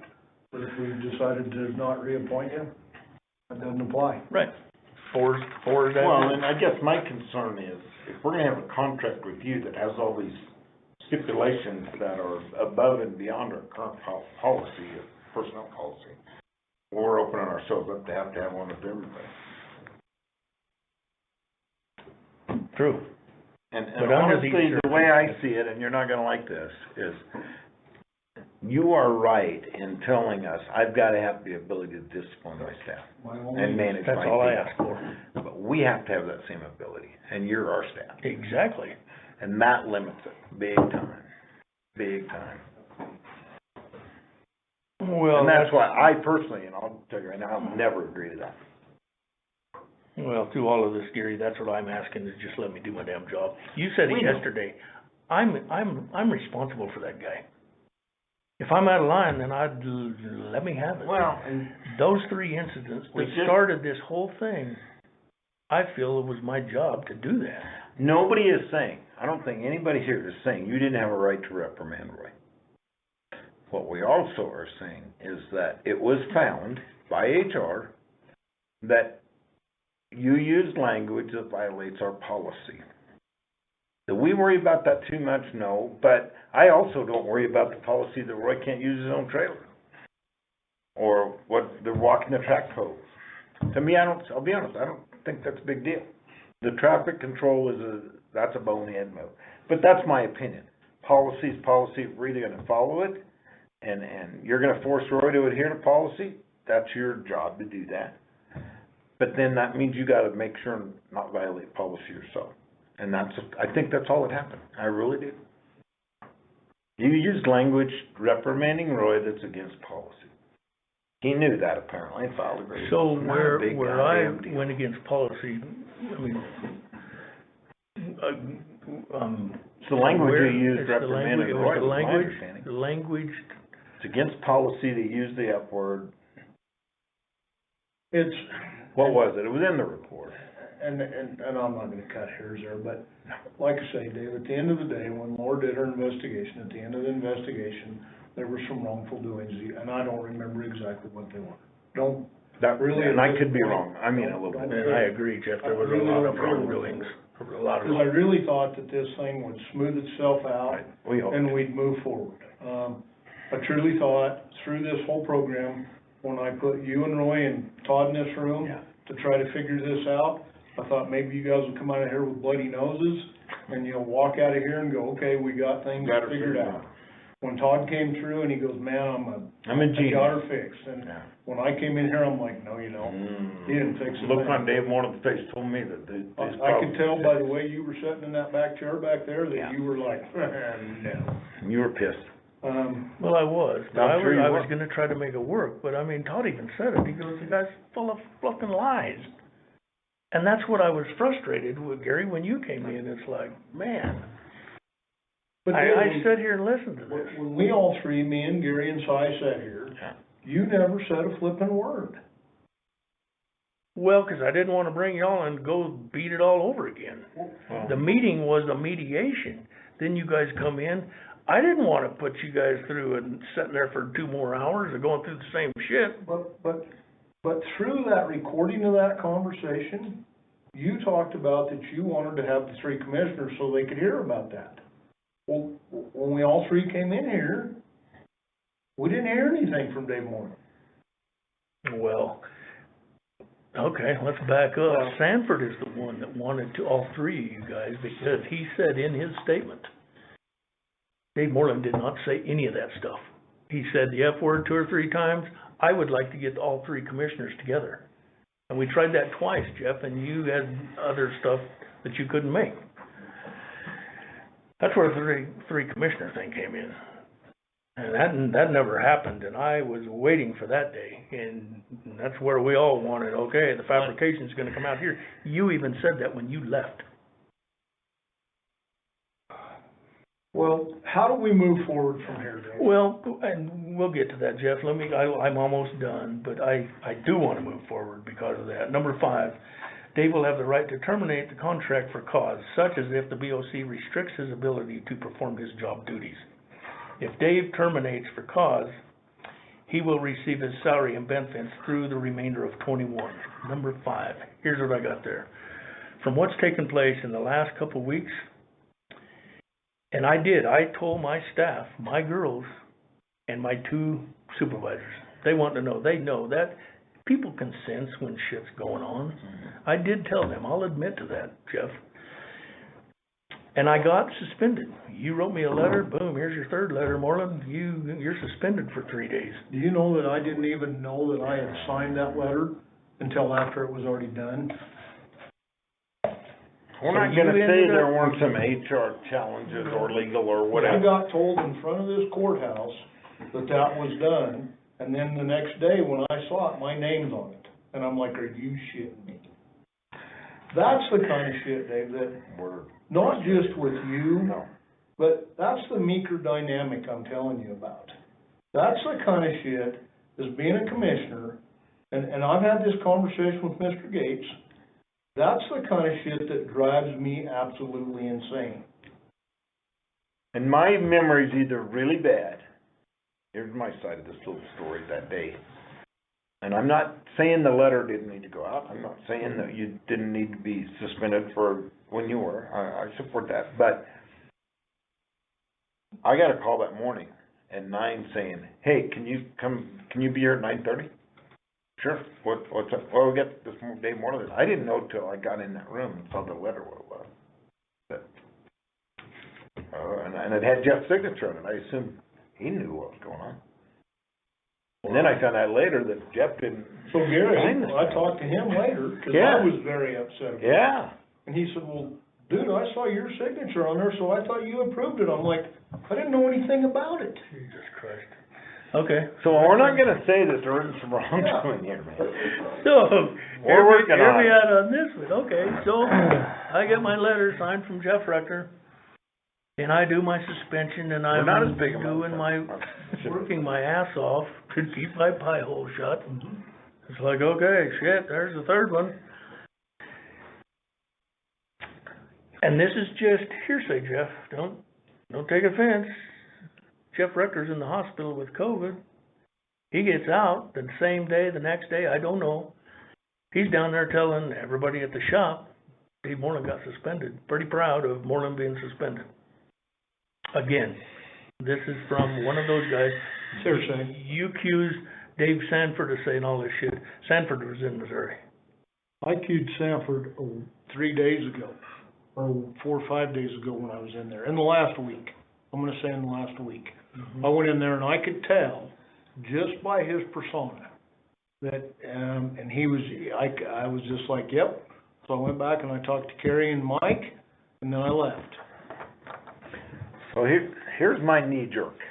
But Dave, to go back on that, But, I got home on Tuesday.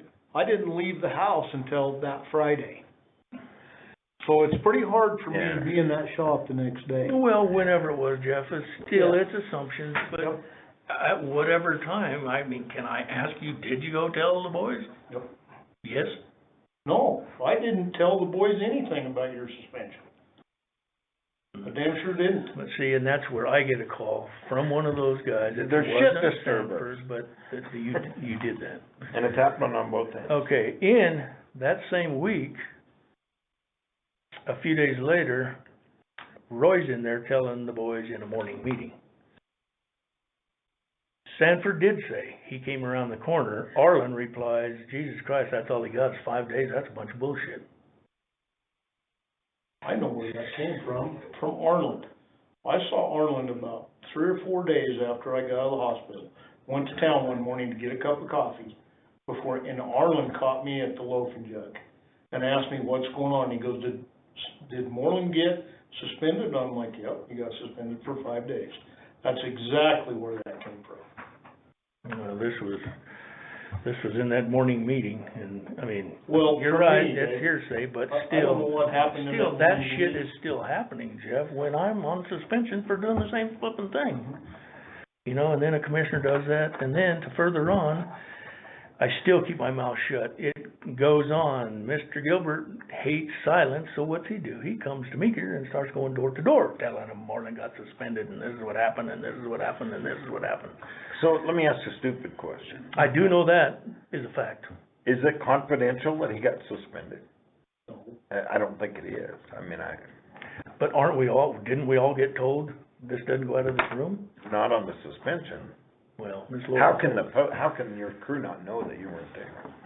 I just don't think. Well, let's just take the suspension away when Mr. Gilbert is telling everybody, yeah, this is what he does and this is what he did. We gotta stop the shit disturbing on both ends. That's for what I'm this to saying, ever Gary. work. Now you're understanding why I'm doing what I did to even get that. Well- It's like, shit, I just got a letter. And now this is going on. This is not right. This is not right.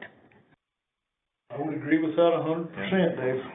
And then since my first started of the first thing, Mr. Gilbert's down there running Free Willy, and I've told you this. Insubordination, it's like I don't even exist. Roy, I need that traco here. No, he's going hunting, so he starts another flipping job. That shit is going on daily. He acts like I'm not even there. Because he knows he's protected. But that happened last fall. That's happening That hasn't every happened. day, Jeff. No, the Yes, it Traco, Yeah, the traco. just what you just said. But the it was Traco, still, it was after he filed a grievance. But that happened last fall. It hasn't happened in this timeline and just here recently. That So- happened last fall. The traco did. Yeah. But he's still doing it. So, Okay. I've got every note, every date. Yep. It's still, we're just going over, But- I'm going over but my I'm notes. just- From what you said about the Traco, Dave, that's where we're at. If we're gonna split the hairs, we need to split the hairs correctly. And here again, I'm not trying to be a shit about that, but if we're gonna get to the bottom of this, we gotta get the timelines correctly.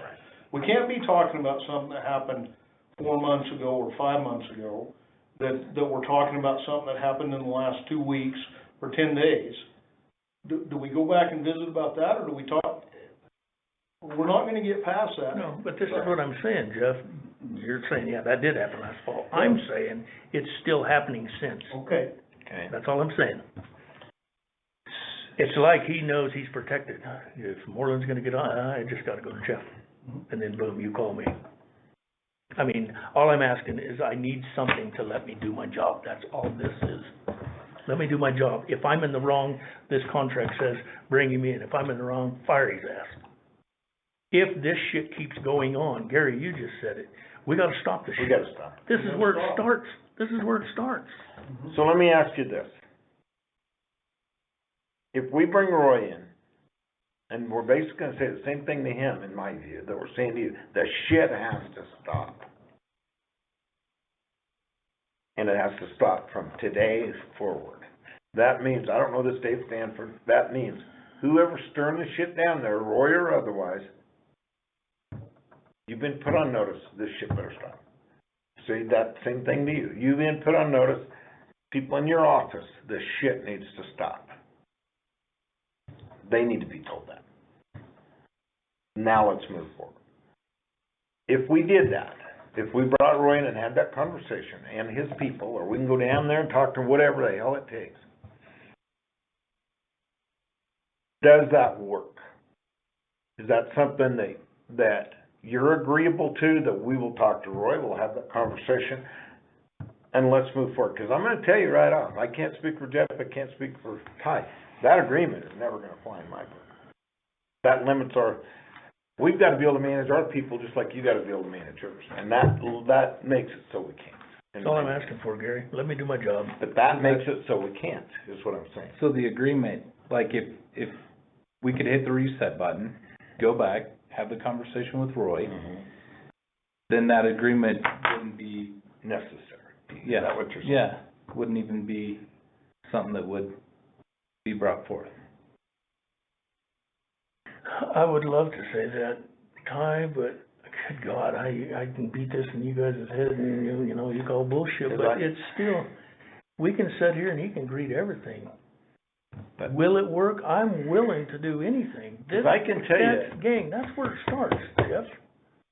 I am not we gonna, heard that all today. It's like, Laura in the one meeting. You and Laura, you and Si both said, Jesus Christ, there's some story changing here. Mm-hmm. I could go on and on about the stories. Si agreed to go down with Laura on a Monday, right? He goes, Jesus Christ, he needs to put on notice, and he needs to know he's walking on thin ice too. Y'all agreed. Okay, cool. There's a commissioner going down there to straighten his ass out. I called Laura that next day, or next week. Did you go talk to Laura? No. Was Si gonna go with you? No. I decided I'm gonna go down there by myself. Really? Are you gonna tell him that he's on notice too? She goes, no. I'm just gonna go down there and talk to him in my motherly voice. I heard You remember that? Yep, and So then, when she gets back, I said, Laura, did you go talk to Roy? Yep. I said, did you tell him he was walking on thin ice too? She says, no. I said, then what the hell did you tell him? Well, I just told him that he had to communicate more.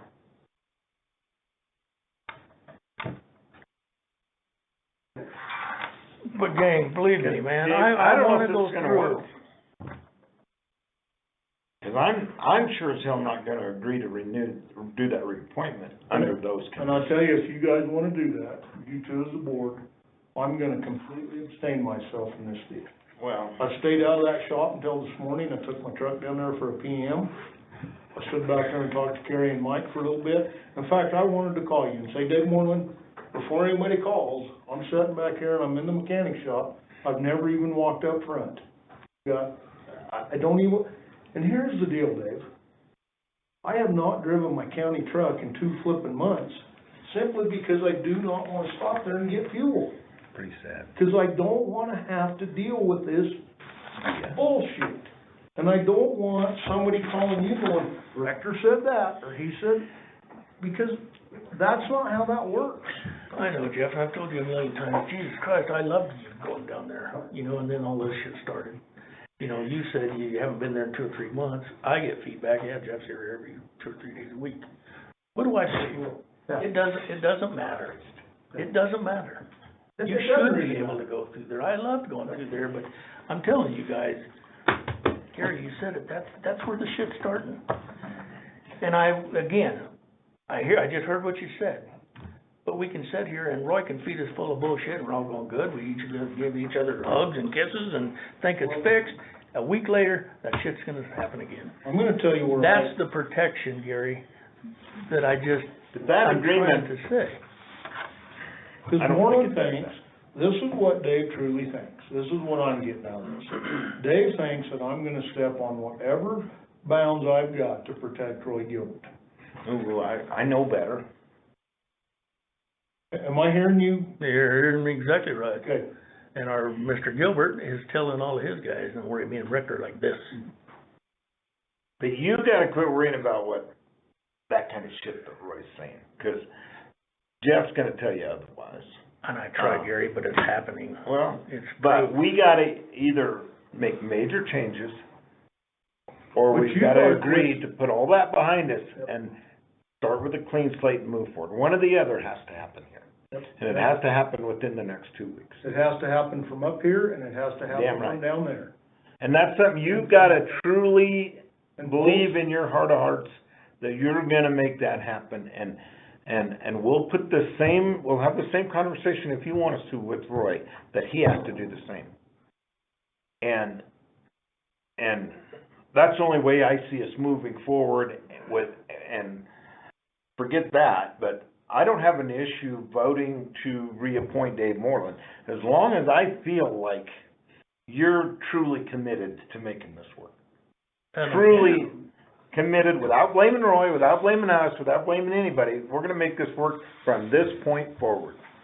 We're gonna put everything in the past is history, let's move forward. And we'll have that same, if it helps you, we're certainly agreeable to And if Roy have that same doesn't do conversation with Roy. that through these We'll do two, the same thing. if he doesn't make that happen, We on will. your accord, you solely have the right Yes. to do whatever you need to do to reprimand him. Yes. And I don't think I know you're not gonna get any question from this board. Is that, So That's when exactly what I would tell when Roy. does the retaliation thing stop then from his grievance? I mean, it it's cannot be this, that's probably a Todd question, actually. I don't know the answer. My understanding would be that it can't be tied to that filing a grievance. And it wouldn't, Gary, I'm not that dumb. I'm talking about the my Well, but case Dave, thing. I'm gonna be honest with you. I did tell him Monday, clear that shit off, he didn't do it. But Dave, I'm gonna, That's where I'm talking, when does that retaliation? I'm gonna be honest with you. When I hear that you've called Jeff and you wanted to put Sanford in charge and demote Roy, and you don't see that that's gonna be viewed as retaliatory, that's gonna be rude as retaliatory, man. That's, you talk about Roy busting our ass in a lawsuit, that's retaliatory. I understand that, Gary. That Yeah, troubles hear me out. a lot. I made that comment on one of our conversations that it was looking ways to go forward. And I did say, with these decisions that he's making, those aren't smart decisions. But it sounds like you're backing him up on the I'm Traco. not backing in, Well, I'm you not don't have a backing problem Roy up. with it. I You think don't those have a problem policies with are it. extreme. That's Gary Moyer's personal opinion. Well, but on the Traco, it's And not you've gotta gonna, respect, Dave, I have a right to that opinion, and that's probably where we struggle here. Just accept the fact that Gary's gonna have his own opinion, he doesn't have to agree with all this shit. That doesn't mean that I don't think you do a good job. And I don't think, It's nothing, no offense to you, that I think some of that policy is a little extreme. well, I don't even know if it's a policy, yes, it's statutorily that I watch out for the equipment. No. My understanding was, those were the policies that Roy had violated that you reprimanded him for. Did I not understand that report correctly?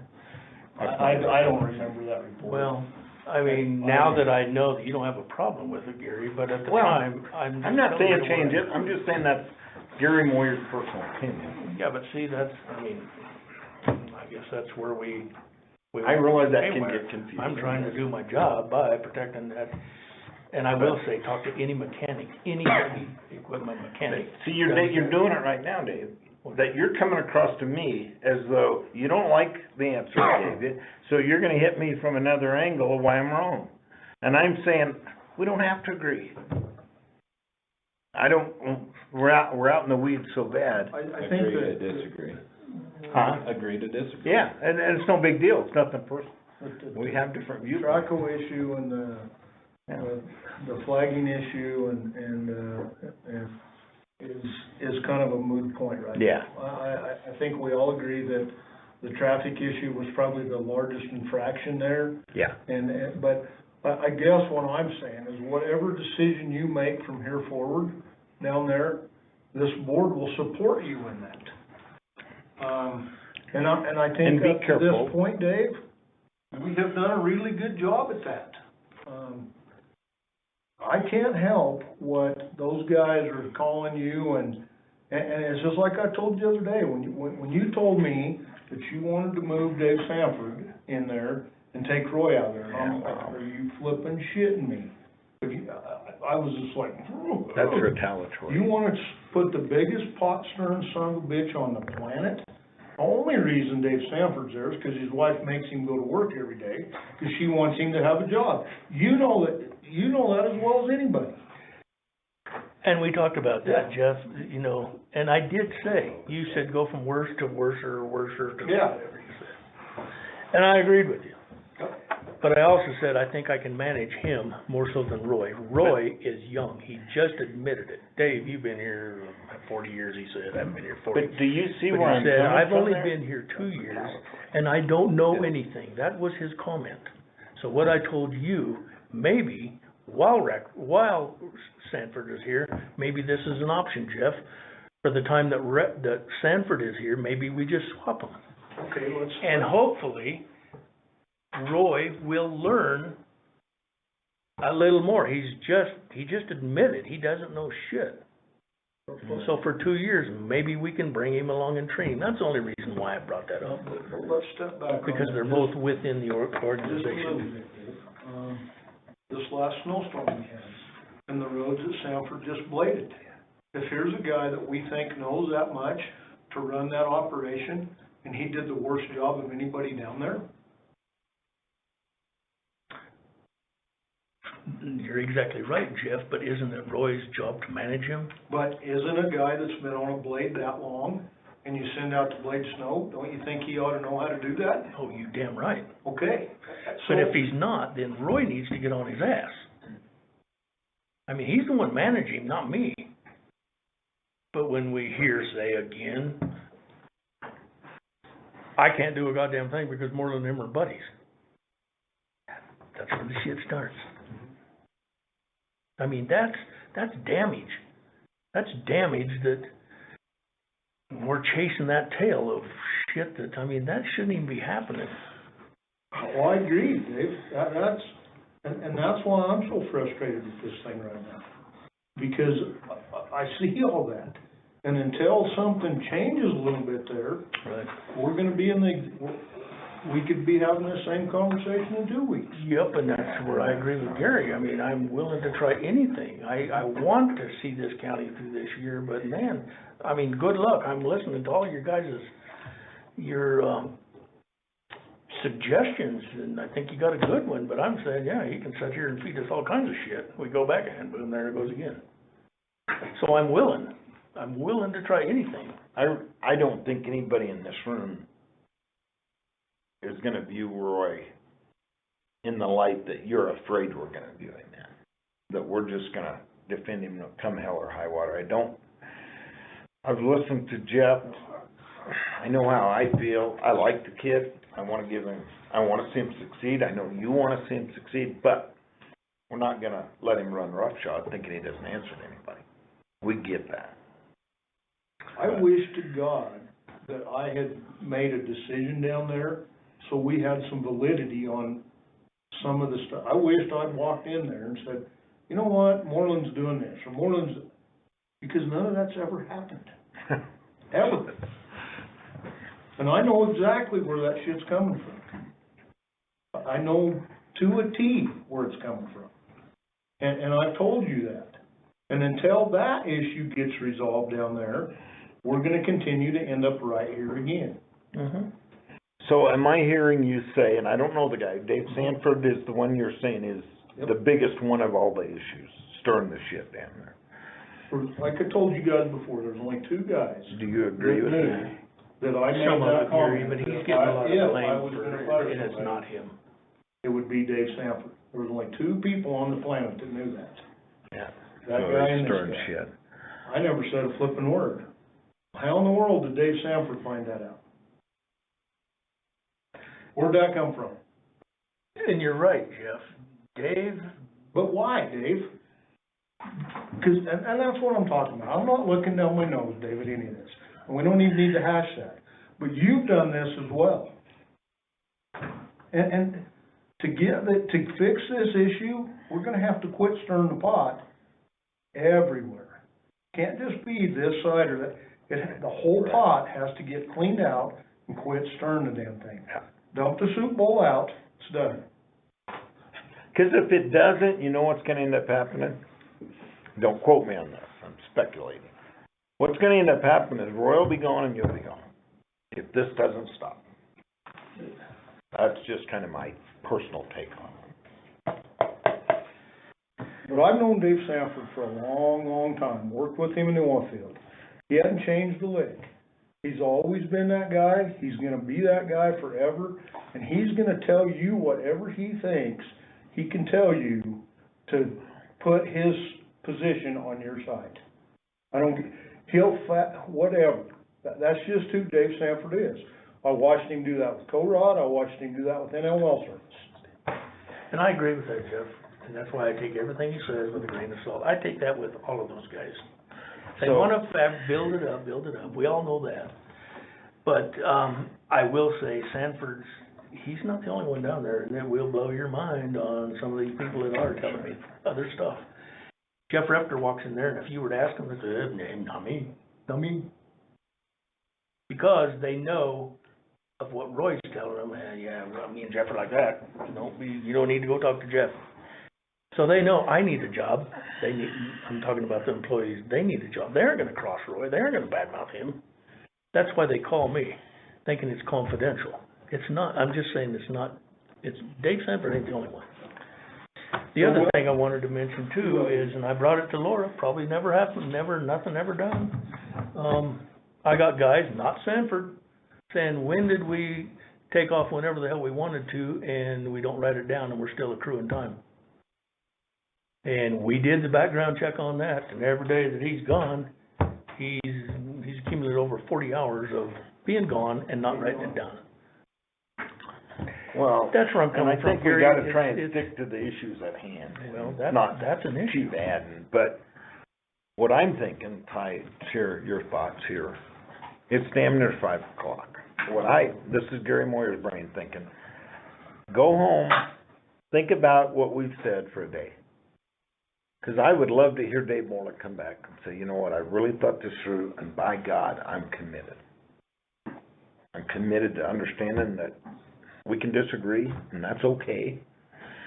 You're the commissioner, I'm the head of road and bridge, let's respect each other's role. But I'm gonna make this son of a bitch work.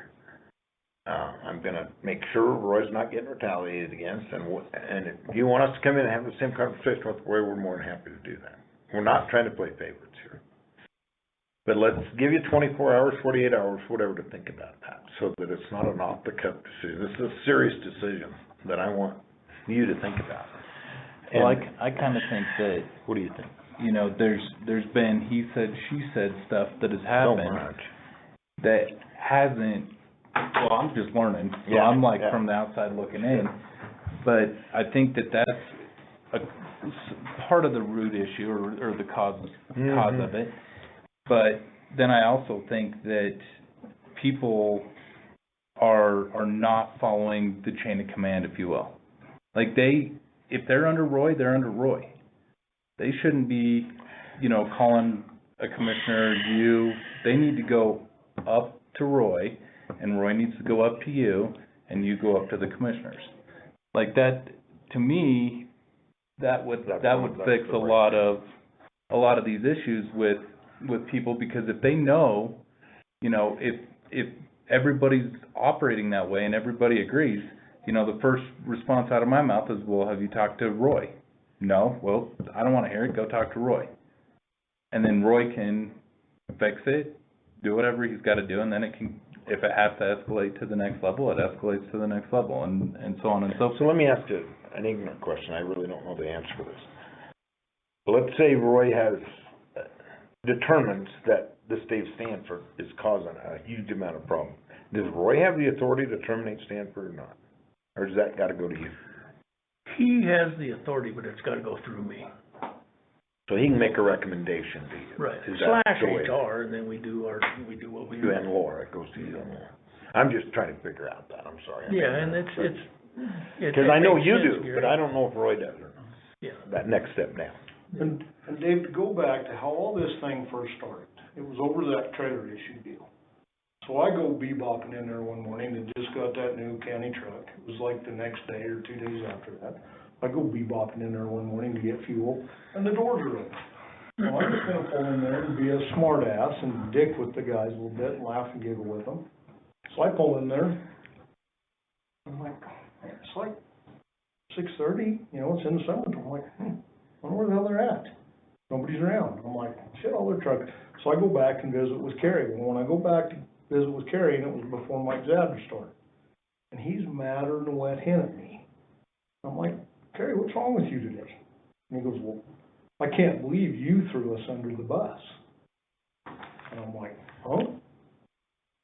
I'm like, threw you under the bus for what? And he goes, for using our own trailers. I said, I didn't throw you guys under the bus. I said, I had a conversation with Dave Overton yesterday about, has he got your new trailer ordered down here? Because those guys are using their own trailers. That'd be great if you got. Where we at on? I didn't go, goddamn those guys, that was the end of the conversation. So I'm like, So I'm standing there talking to Kerry, here comes Roy and Shane Brady. They come around the corner. And I can tell Roy's so flippin' pissed, he wants to beat me half to death. And I'm like, why'd you throw us under the bus? He goes on, I said, here's the deal. We go and get I said, you need to get with HR. If you truly have got an issue, you need to run that. That's not up to me. I'd call Gary, because here again, my private industry through my whole life, HR was a very simple task. Through this governmental thing, if anybody can screw it up, I can probably do a better job than anybody.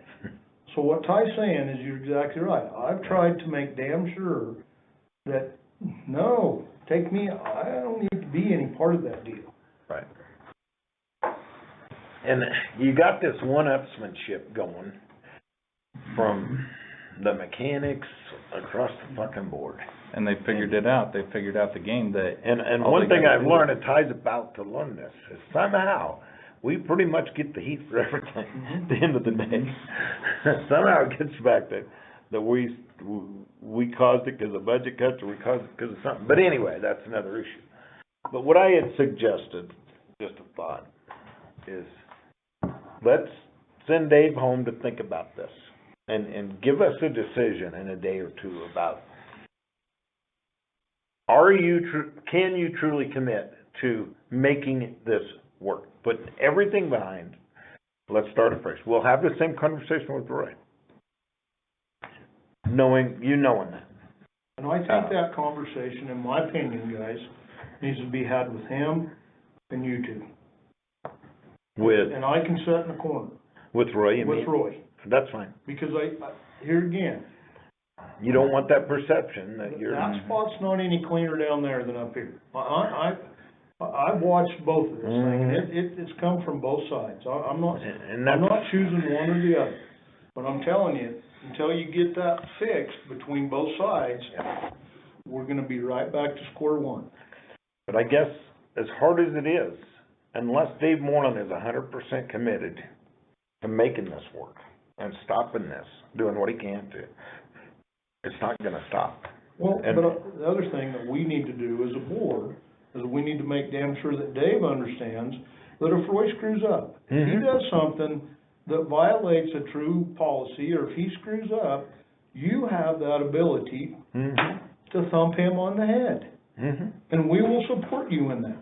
That's all I ask for, gang. I mean, what you just said, Gary, I took it as you just put it all on me. This ain't gonna work unless I. Well, it ain't gonna work unless Roy does it too. Like I say, we need to get both sides fixed, but you need to have the ability, the support from this board, Yeah. that if something happens down there, you can throttle them down and go, I know I got the support of this board. And we need to And I'm willing to go know it there. isn't just because you're Yeah, pissed. that's all I ask, man. I mean, that's all I ask, but I know that I've got a lot to work on. I admitted that. I mean, and I think I got it what I need to work on. I'm still confused on where I'm screwed up. Other than not admitting guilt, that's where I thought I admitted guilt. By talking to him that way. And I apologize, and I was heated that night as well. And I probably said some things I shouldn't have said to you. I truly believe, Dave, and I've told people this over and over, that I thought you've done one hell of a job. And whatever happens today or next week, I will continue to say that. At the end of the day, what I'm telling you is I've saw some things that I didn't agree with, and I probably should have calmed down. That's why when I told you at the end of that, you go sleep on this. I knew my aggravation level was getting high enough, I needed to back away from that deal. It was already there. When you called and asked me about that damn employee of the year deal, I'm like, I don't give a shit. Really don't care. A conversation shouldn't even come to me. It shouldn't. We just fired a kid that's been here for 25 years. Never knew anything about that till the next morning. But it's. I'm willing to. I want to see these two projects work, and if it don't work, and you probably don't even need to fire me. I can't do this anymore. And I know I got some work, but I'm not the only one that needs to work on this. Well, that's what I'm saying, Dave. No, we know that. I'm not saying that that solely lies on your shoulders by any means, way. But you've got to be supportive of it for it to work. Just like Dave. I am, Gary. I mean. Okay. And that's why I say, Dave, I wanna stay out of this conversation. If you want me to sit in the room, if you guys wanna have, I'll sit there. But I promise you, I won't say a word. I'll sit there, I'll keep my mouth You're shut. talking when we meet with Roy. Yeah, with Roy and you. Yeah. Just be, but truly, to get this resolved, we're gonna have to get both parties in the room with the, to figure out. Well, I guess what I was thinking is we'd bring Roy in and talk to the three of us. Are you okay with that, to have this conversation with him? Sure. Just like we did with you, and say, guys, you gotta be committed to this. Cause I wanna see it work. I don't wanna see Dave Morlan retire. Neither one of us did, No, we don't. through this whole deal. And because, it's very simple for me, because for 20-some years, you've run a pretty damn good operation up there, in my Open view. operation. Between the team you have there, and I do think it's a team, and you always say that, Hell, yeah. pretty good deal. I don't wanna see you get fired or resign pissed off, or I wanna see you go out on a high note when you decide to go out. I don't give a shit if that's a year or 5 years, that's up to you. But, the only way we're gonna make this work is if Roy's committed to it, you're committed to it, and fucking Clint Chappell needs to quit stirring the pot, whoever, the guys down there, whoever's stirring the pot, We got two. Roy needs to quit stirring it, you need to quit stirring it, you gotta totally commit that, okay, we're gonna start fresh and we're gonna make this work, guys. Otherwise, we may as well make our big changes now. And, I mean, you're saying I can't live through this, and that's concerning to hear you say that. And we want it to work, but Gary, I want it to work. I'm that's what just we need to saying- hear. I'm just saying, something's gotta change. Mhm. That's all I'm saying. When I really think if you force people to follow that chain of command, this bullshit, he said, she said, will stop, because they're not gonna wanna go to Roy, or Roy's not gonna wanna go to you, or same on this end. You know, Clint's not gonna, I don't know who Clint's supervisor is, but if they're stirring the pot, or guys below Jimmy, you know, they shouldn't be going right to you, they should be going up to Jimmy. And that, in my opinion, Well, I mean, I they think just that need would to do fix their a lot. Ty, that's why we have never had any issues up to this point. I have never seen this. I've never seen this shit. That is my policy. Both districts know that. You got a lead man, go to your lead man. If he doesn't handle it right, you go to your district supervisor. If he doesn't handle it right, then by the time it gets to me, it better be a good Serious excuse issue. to come through that door. Again, my door is an open door policy. Both districts know that. You nailed it right on the head. That is the problem. And where we're stuck is employees, take Roy, Stanford, whoever, they're constituents of ours. So we kind of feel obligated to, if they wanna visit with us as a constituent, we have to let them do that. As an employee, they need to deal through that chain of command, like Ty said, and that's a fine line to get stuck walking. I Yeah. hope you And can I appreciate always that. say, okay, that door's open, somebody comes in, it's like, did you talk to Jimmy? Did you talk to Thad? Mhm. And they said no, and it's like, go see what they say. Then you can come in. It's a system that always worked. I mean, I've never seen this shit before in my life. I'll tell you what screwed this up, is me. And I didn't do it by overstepping my bounds, because the only time that ever came to pass, I went through the chain of command, just like it was supposed to be done. The problem is stopping down there. And the perception, well, no, guys, no, God listen to me. damn. But the perception is those, that whether Roy's telling somebody that, or Sanford, or Shane Brady, or whoever's telling those guys that Jeff, because me and Roy became pretty decent friends, kind of like me and you became. But at the end of the day, I've never overstepped my bounds there. And so what I think's happened is this thing's escalated. So through something that I never made a decision on, or ever made an opinion on, it's became to that pass, oh, well, shit, Jeff stops in here, so Roy can do whatever he wants. That's never It been the was case. nothing but perception. Yeah. Yeah. So it's no different than me going up here and shooting the shit with Jimmy, Yeah. and Dave getting worried that I'm sticking my nose into operations. And you're saying, no, I didn't stick my nose into It'd be the operations. exact same thing. Or And- Jimmy, That is the right, or Thad calling Jimmy. I've never worried about that, Gary. Oh, I know, No, he's but that's, just using that as I'm a, just hypothetically, Right. trying to draw a comparison. Sure. Because I wanna be able to stop in up there and we'll shoot the shit with Jimmy if he's you there, should be able to. without you guys- anybody fucking worrying about it. And you guys, I will say, they love to see you show up. Yeah. I'm proud to see you show up. I've never worried about that until this. Yep. And I think you nailed it, Jeff. It's from there, then the fabrication starts. Mhm. He uses that. Yep. That's what I'm saying, I'm not Well, and saying, all we can say to you, and what we'll, we're doing down there, Dave, don't think that we're clouded by this, through to today, we've seen all the aspects of this deal. yeah. And nobody spots 100% clean here. And I guess my perception of this is, let's all clean our spots up, figure out how we can make this work. And if that takes getting Roy in here and going, look, dude, from here forward, and if I gotta walk in there next week and tell those guys in their morning meeting, Roy Gilbert does not have me in his hip pocket. I'm gonna come in here and bullshit and drink a cup of coffee with you guys, and at the end of the day, that's it. End of story. Very simple. Cause that's all it's been. Very simple. Because we as commissioners, well, if there's one thing I've learned, we cannot be in anybody's hip pocket. No. The job doesn't allow it. Shit, no. There's too many fucking things going on. So anyway, David, I think that, do you agree that that's a way to resolve some of this? I mean, Basically start fresh. I think it's our only, Oh, I think it's our only option, Jeff. You know, and again, I've said it 2 or 3 times.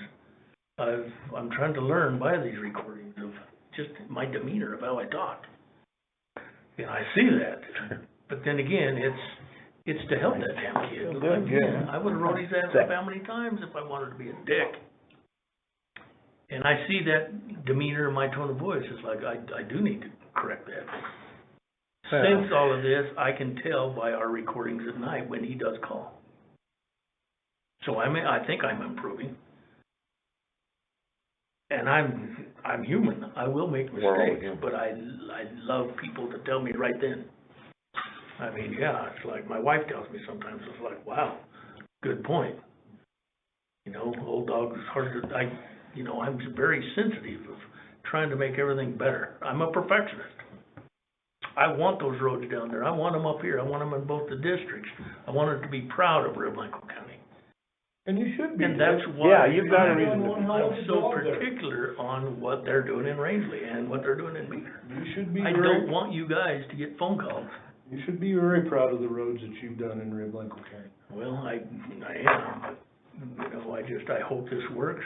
God, life of me, I hope it works. I think we all- I'm still worried about the fabrications because of what we just beat all this shit to death. Well, You know, and all that it's stuff. just like here's another example. It's just so you get him in here, you can talk to your blue in the face, and he goes, yeah, well, yeah. That's what I'm worried about. All we But can do is I'm try. willing to try, but here's another fabrication that the trico. Well, goddamn. Yeah, I can't see and this is from him blabbing and telling people. Comes back, it's just hearsay, well, Morlan made me drive that run that trico on County Road 15 for 3 miles, what's the difference? That's asphalt. This is on a fluffed up gravelled road. Well, the difference is, you remember when we did that overlay on 15. That north side was not overlaid. They milled all that shit up, compacted it. We got hit with a 6-inch snowstorm that night. Then it rained like a dirty bastard. Cars were driving on it because that's a detour to stay off the new oil.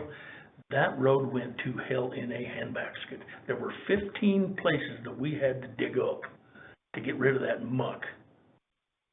So Roy was running the backhoe. Yeah, he was digging that shit out of there, and then he'd move another 100 feet down the road and digging at it again. It wasn't like I told him to run that trico 3 miles. There's a little difference there. But we're gonna have to move past all that. Mm-hmm. And, All that's water under the I bridge. know. I mean, are you committing to us right now, or do you wanna have some time to think about it? Take some time. Well, I will, Gary. Visit with your wife. I hope to see I hope you guys understand where I'm coming from. I'm think not we just do. pulling this out of my ass. No, we know. I wanna work here. But I think we've all gotta commit to, we're gonna put the past behind us, and we're gonna have to start fresh. Sure. And All those old, Yeah. yeah, That's just like you talked about, you haven't slept and your health. yeah. I'll tell you what, this thing has ate me alive Yes, for the last me 60 too. days. Every flipping day. Yep. You've been the topic of my thought process, and not in a bad way. It's about, It's frustration. how do we get this resolved? It's almost like I got a young bull and old bull in the field, and they're butting heads, and we can't, so how do we fix that? You know, and there again, I'm not saying one's right or one's wrong, neither of that. But how do we get past that? I was hoping, when I asked Todd to put you two together with him in here as a mediator, that would fix it.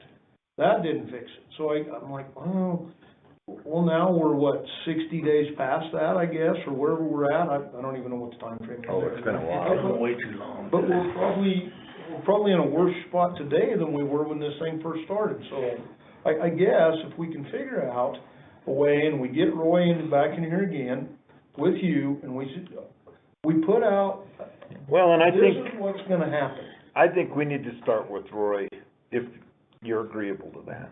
If you're wanting to stay on, we gotta start fresh, and I'm hearing you say you are. We bring Roy in here and have this same talk, and then maybe have that Dave and Roy thing, but Roy needs to hear from us. That, goddamn it, this is done. We're starting fresh. Because I don't see any other way to move forward without making radical changes that we don't wanna do. I'll tell you what you two ought to do, is you two ought to drive down there and Yeah. do that, Okay. This, like tomorrow. tomorrow. That work for you? We'll He's get got CCI CTSI in the morning. orientation. Rector told me that was a waste of goddamn. Right? It is a waste of time. Well, they're recording it, so. It's a waste of time. Let's run down there tomorrow. It really is. I realize that's illegal. It's Yeah, but- day-to-day operation. Guys, this is Yeah. more important than Yeah. two commissioners hanging out together to go visit with somebody about Yeah. Yeah. there again, No, and are you good, or do you wanna be there? no, guys, Okay. I wanna kind of back away from this a little bit. Okay. I've got thrown in this thing at my, See, Jeff knows more about operations and some of that shit than I do, and that's part of why I've kinda cut my nose out of any of that day shit that you communicate with Jeff on. But if you want me to be the one that steps up here, I'm happy to. yeah, this is one of those deals I really feel like, and Dave, tell me if I'm thinking it, but I really think I need to be the guy that backs completely away from this thing. There again, doesn't give anybody the latitude down there to go, hey, Rector, man, I got him, we can do this, because I wanna take that perception completely out of the window. I don't want anybody to think that just because I'm friends with them, that they got me in their hip pocket. That's not how that works.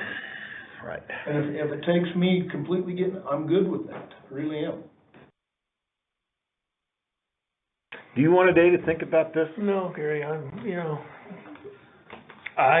just say, I wanna work here at least another year, for the reasons that I told you. Yeah. Number one, otherwise I would be gone. I don't wanna leave my staff. You know, if I leave, probably won't be the only one. Well, we know that. I do not want to leave the county. I've worked here 34 years, 23 as a director, and I've got some pride in this place. Sure. You should. Believe me, I've thought of this, flipping hours and hours and hours, you know, it's like, fuck that. If that's the way they wanna run it, have it. Believe me, I've come so close. That's where my pride sticks in. It's like, no, this is such bullshit, you know. If I just had a time with you guys, I tell my side of the story, you know, we can work this out. And I think that's where a lot of the frustration has come in, is a lot of he said, she said. Exactly. Has gone on, and then tempers flare, people get pissed, and then, Yeah. then Nothing ever the gets fucking two right clarified. people are pissed at each other for the wrong reason. Yeah, exactly. Well, it tears up friendships, it tears up, I mean, look what it's done. Yeah. You know, look what it's done. I mean, I can walk in that shop and it's just like, you know, who the fuck are you? What are you doing here? That's the feeling I get. With all of the shit that I've talked about, it's like, okay, the best thing I can do is stay the fuck away. That's not right. No. I got a job to do. That's all I'm asking. We've talked about it. Let's get back to the chain of command thing. Let's start fresh. I'm more than willing to start this. Okay. Jeff, for the first year that he was down there, I mean, you did the same thing. You pulled into the shop, you did this, you did that. There was never any problem. There was never any problem. So let's get back to that. And is what we need to get back to. Is running the ship that I ran. Let's all get on Never the been same a fucking goddamn team. problem. Yeah. You know, and Exactly. that's why I mentioned Ty as the go-to guy. He's new, you know, we've got history, this is, he said, she said, and there's tension here. Let's make tension there. Yeah. No, Make him be. not really, but No, that was but my thought process. we've because gotta do that our was job. New eyes, you know, okay, dude, if I'm screwing up that bad, I need to know right then. A new perspective, and I Right. get that. Yeah, okay. So I hope you don't think that this contract, I felt from everything I said, like I said, I felt you and Roy are up for my goddamn ass. Through hearsay, that's why I did what I did. It's exactly what Ty just said. You got, Yeah. Exactly, Ty, and that's awesome, but, let's you know, forget it and move. you didn't know shit when you walk in here, you're just going, what the Yeah. hell? Yeah. Dave, you think if I even had a question that I was storing to you, and I went and grabbed Todd, no way. Right. There is no way I'd have done that. I'd have sat here and tried to rebut what I told you. Yeah. Like I told And you. I was impressed by you, why you did that. Yeah, because I don't, Dave. It's like, stop, let me go get him. Yeah, I absolutely have nothing to hide here. I don't, buddy. And words can get misconstrued, that's for. I want you to be able True. to fulfill this tenure with the job you've done in the past, which has been an incredible job. I want you to fulfill your obligation. I want you to go out with your On your boots own Dave. terms, yeah. That's That's been what I'd my like. take at this deal. Have I been very aggravated with you in the last 60, 90 days? Yeah. Have you been aggravated with me? Yeah. But just like Ty said, the problem is we've listened to other people talk about other shit, but we probably should have just sat down in a normal tone in a conversation and said, hey, whoa, time out. But we never did that. We talked to one another, we got aggravated right off the bat, and it's like, okay, and you never get anywhere doing that. That's why yesterday, I suggested we do this today, Yeah. or I suggested we do this, and I told Todd yesterday, I said, I wanna do that tomorrow. Yeah. We gotta get ahead of this. We gotta get, No more dicking around, let's get ahead of it. Well, maybe when you guys, you know, this may be a Todd question too, maybe when you guys talk to Roy, this is when, you know, if you screw up in Dave's mind, like disciplinary, Dave has the right to do that, and you can't come back on retaliation just because I haven't been able to touch him since. So maybe you make that clear, it's like, you know, and that's when maybe, He needs to know that. just like what we said in this contract, we get whoever needs to be involved. Like you're supposed to. And I always have, is Laura, what about this, you know, I'm gonna write him up, shit. Look at, you just mentioned a while ago, look at Mr. Richardson, I mean, Jesus Christ, if you don't think that tore my heart out, but my God, gang, that was a no-brainer. let's lighten up our emails. And it's, and here's how I work. The two guys here come in, it's like, shit, man, how much equipment are you gonna let this guy tear up? That was done with him. I said, okay, Jimmy, where are you at?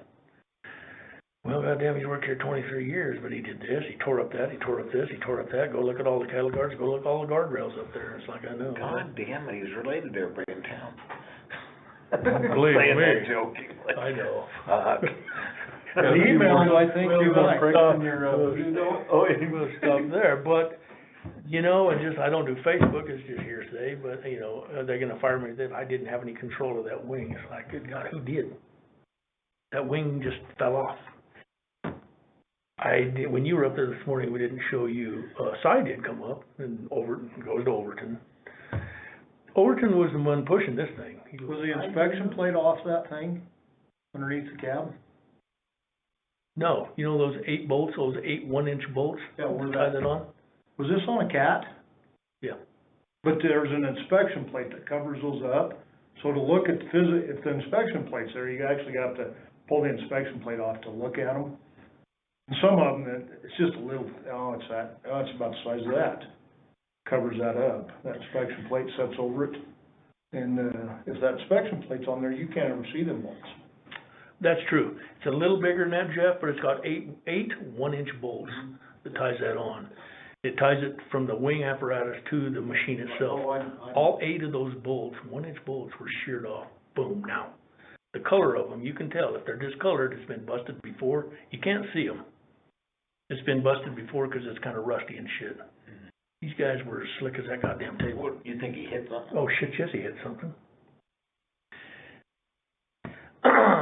Guys, let's call this good. 3 days before that, this is what he doesn't mention too in all of these emails. I don't know if you're all aware about 9 o'clock? The power pole? the power pole.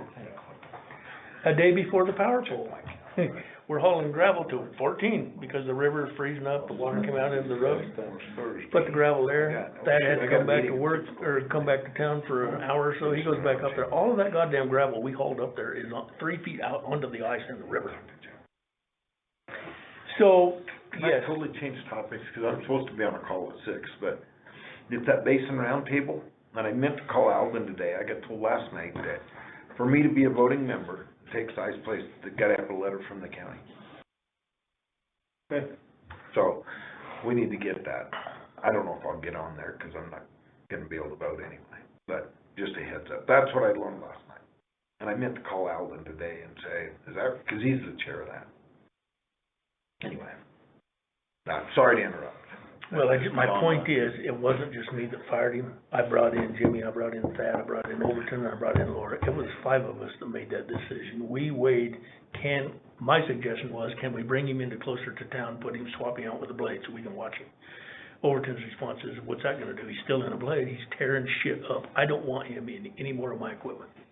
Or told me that. I said, Dave, it's not your equipment, it's the county's equipment, but I get your point.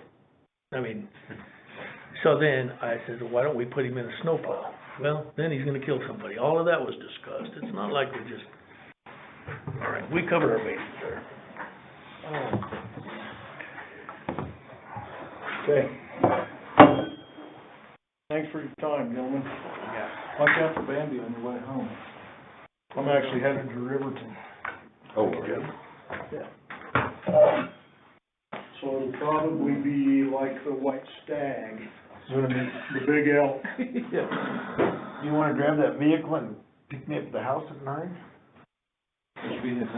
I'm new, remember? Okay, I'll show you. We'll find it out. 792. It's the one in the parking lot here that's a. Right here.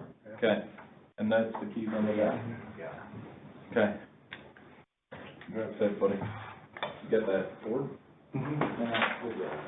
Well, I actually went and checked wells and I was up in Moffett, and that's kinda why I got here right at 3. I was in my Duramax and it started, I come out of, just back to Craig, and I'm like, shit, I'm gonna make that big circle. So I ran home and grabbed my Ford. Ty, you're going down there at 9? Tomorrow, yeah. Because, are you still gonna try to make that DOLA hearing? Oh, shit, yeah, what time's that? 1. Well, that's when they start the afternoon session. We're second to the last, so it could be 3-ish. Yeah. Will you email me the call-in stuff? Or do I need to go to your office? What do I need to do? Well, if you can make it to my office, I mean. Okay. It's a Zoom. If you get a hold of Jenny, she can give you the Zoom stuff. Okay. Yeah, she can give you the Zoom stuff, so no matter where you're at, you can get on it. Okay. Yeah, if I'm back, I'll come down to the What office. do you think, Spike? If not, I left the big wet I'll chairs give in the Jenny truck. I should be what we there. decided to do, Keep Dave and get rid of me? no, Ty and, Ty and Gary are gonna go down and visit with Roy tomorrow, address some of these same issues. And then sometime here in the next few days, get Dave, Ty and Gary and Roy together, hash this out, let the water be under the bridge, let's move forward. Let Roy know that if he screws up, Dave Morlan has the right to reprimand him. Yeah. So that Roy knows the chain of command, and that all his staff knows that they go to the lead man, they don't get a justification there, they go to Roy, they don't get a justification there, then they go to Dave. No more of this, he said, she said, we're gonna do that, so. What about Mr. Sanford? Well, it should be under chain of command, so that shit should never reach anybody other than Roy. Point taken.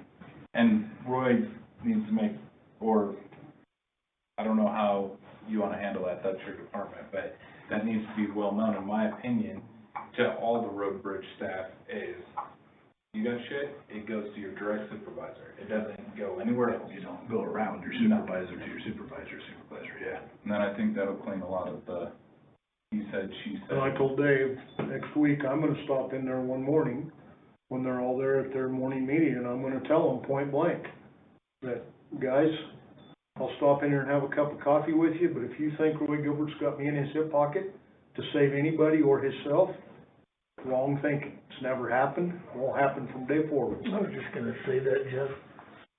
Maybe I ought to be there too. Can be, yeah, if you want Probably to. can, Should I be? Probably. Cause That way If those guys see you having a united front, that would be good. and make sure this chain of command is. Yeah. I just, like I say, Dave, I apologize that this thing's got to where it got. Me and you should have probably moved way forward. There's been wrongdoings in a lot of this, but we can move forward and correct this. It's not completely unfixable. We just gotta work at it. I'm gonna hold you now.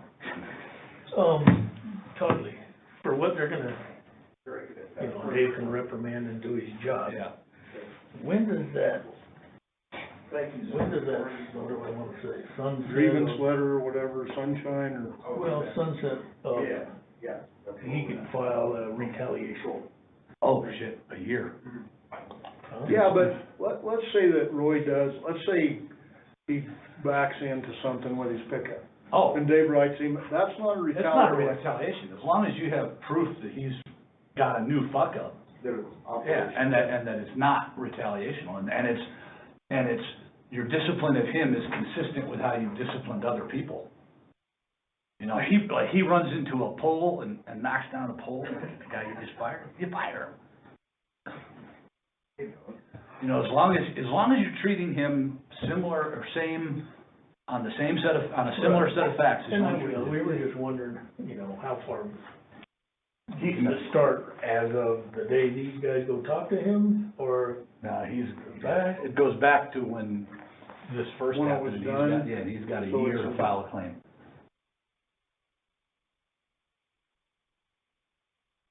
meaning if he did something after all of this shit happened, which would warrant a write-up, I can't go back. and No, write it up. you can't, you should not go back and write up anything that happened before tonight. If Okay, he so writes I'm something- saying from here Yeah. forward, Yep, treat him just like like any other everybody way. else, yep. Right. And that should probably be part of what you guys together communicate to them. I think that's a conversation they're gonna have with Yeah. him tomorrow. Yep. All right. And Todd, like I told Dave, I wanna stay out of that a little bit right now, even though I don't feel like Yeah. that I've ever overstepped that. I do not wanna muddy that water anymore. Don't give them the opportunity Don't give to them, say yeah. it. Yep. All right, good.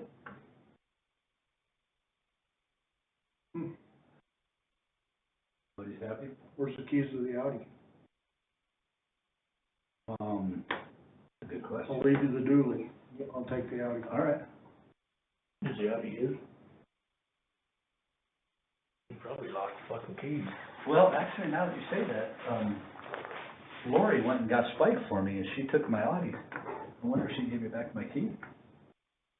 Mine left a minute. That would be a meager thing, huh? I got tickled this morning, I stopped down there and ran back and talked to Kerry and Mike to PM my county truck. And they're like, well, did you, I said, no, guys, I'm in my personal truck. And so Kerry says, well, will you give me, and so we went to the house and I opened the door and he goes, must be nice living in the country, keys and everything here, and I'm like, yep. Okay. When you headed back? You waiting for the snowstorm? 2 weeks. I go back on the when's our third meeting? I go back, I'm here now. After the I've changed my 26th. schedule. I'm gonna be here from the first meeting to the third meeting. I'm just gonna stay here for 2 Oh, weeks. really? Yeah, rather than up and down and up and down and up and down. Cause I get down there after the second week, I'm a fucking old man. I sit in that car, I hurt, I don't get shit done for 2 days. Plus I can be up here more. So, fresh my memory on where we are on 57 then, you're going to... We are gonna go take a loader, move the snow, and I'm gonna send a letter to her tomorrow, telling her if she touches that shit again, we're gonna go take her to court. She's not authorized to move snow off the county road. If she wants to apply for a permit, she can do that. Hey! What are you doing? What are you doing?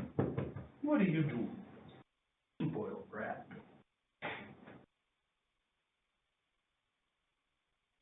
Well, good, I hope this works.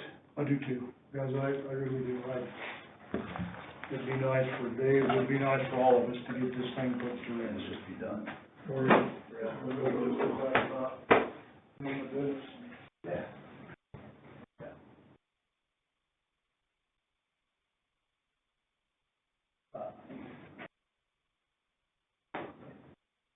Right. That's probably still recording.